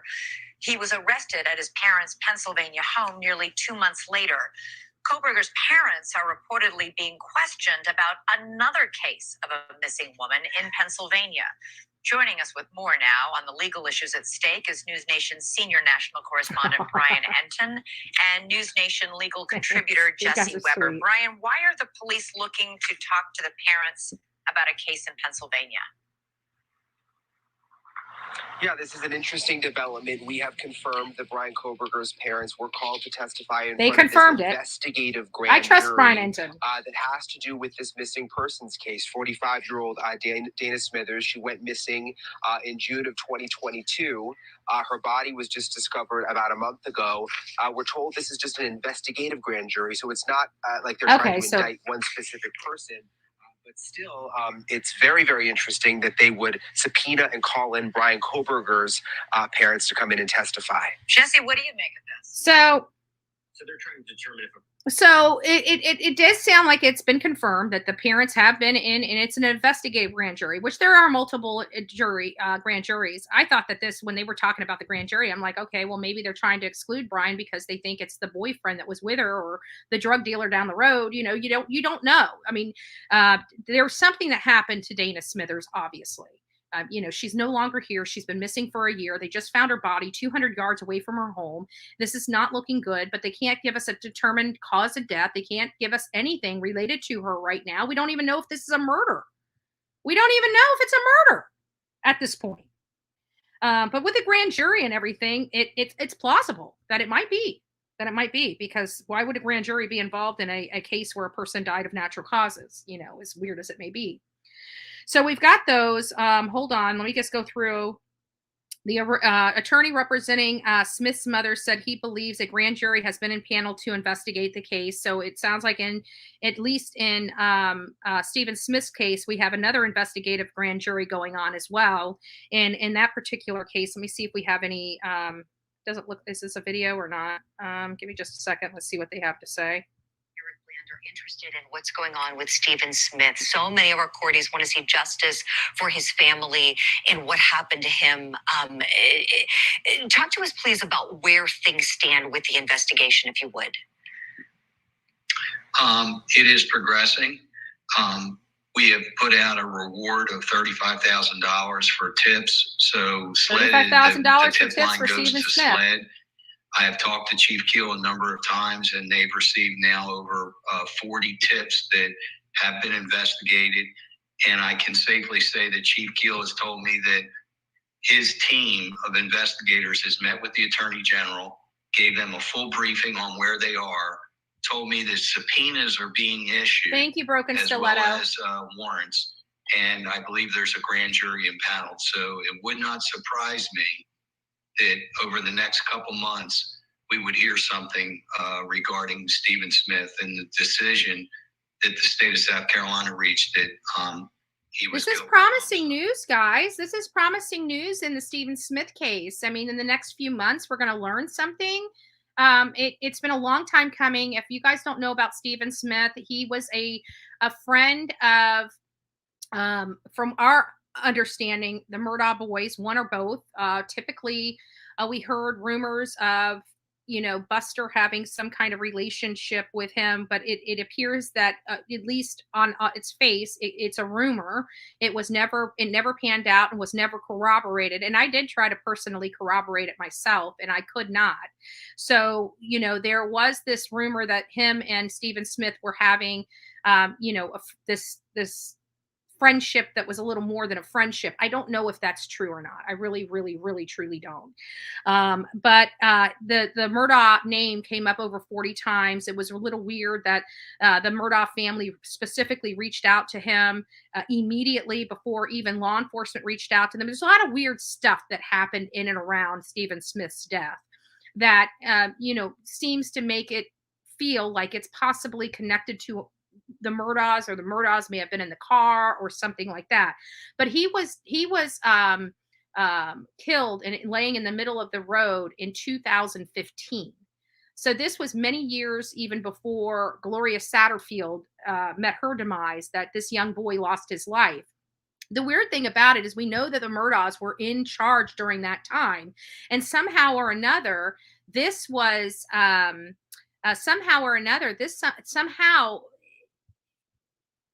the pathologist, like the detective said, there's no way that this was a hit and run. And even though the pathologist knew that, she insisted on putting hit and run because he was laying in the middle of the road. She literally used no common sense whatsoever. And as soon as they started challenging, she's like, oh, well, I'll be happy to change my report if you need me to. What? Dude, chick, you need to be fired. What do you mean change your report? Just like that. You're just going to change your report. You couldn't have done that years ago so this boy could have gotten justice. You wanted to sit on your laurels then, and now you're just like, oh, well, I'm happy to change it. No, lady, you need to be fired because you prevented justice for this young man for well too many years. It's been almost 10 years before this. What has it been, 8 years now? And this boy hasn't gotten justice because of a pathologist? It's sad. It's unnervingly sad. And then of course we have updates on Adam Montgomery. We covered Harmony Montgomery. We've definitely gone over the report from the states and how this whole situation has happened. We've gone over it at length. Apparently he has I don't know. He's got a trial coming up on the weapons charges unrelated to his daughter. And it looks like opening statements began Thursday. And this was sent to me yesterday. Maybe it's the upcoming Thursday. Lord have mercy, these hiccups. Let me just see what this says. So it looks like opening statements began Thursday, but this was sent yesterday, which was Thursday. So I'm assuming a week from today. This was at 3:31 p.m. as they're talking about. So I'm assuming it's next Thursday, but I could be wrong. He may have already started. But it looks like we're going to have a trial coming up with Adam Montgomery, and I'm interested in hearing that. So we may actually run, if we can, we may actually run that trial.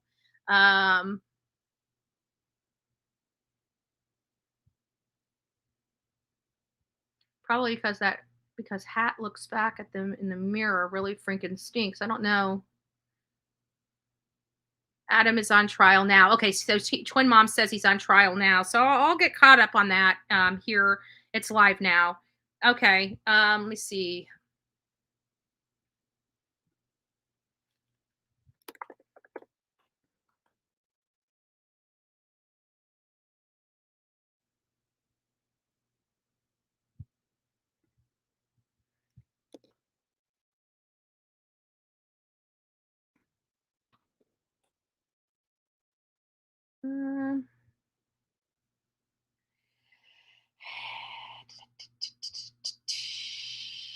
Law and Crime. I like Court TV. I never have problems when it's Vinny. When it's Vinny's team, right? I never have problems when it's Vinny's team. Okay, let's see what we got going on here.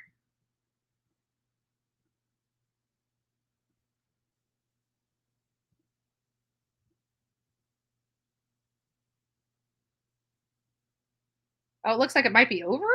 Hold on, maybe this was yesterday. I thought I said live. Hold on, guys. Let me find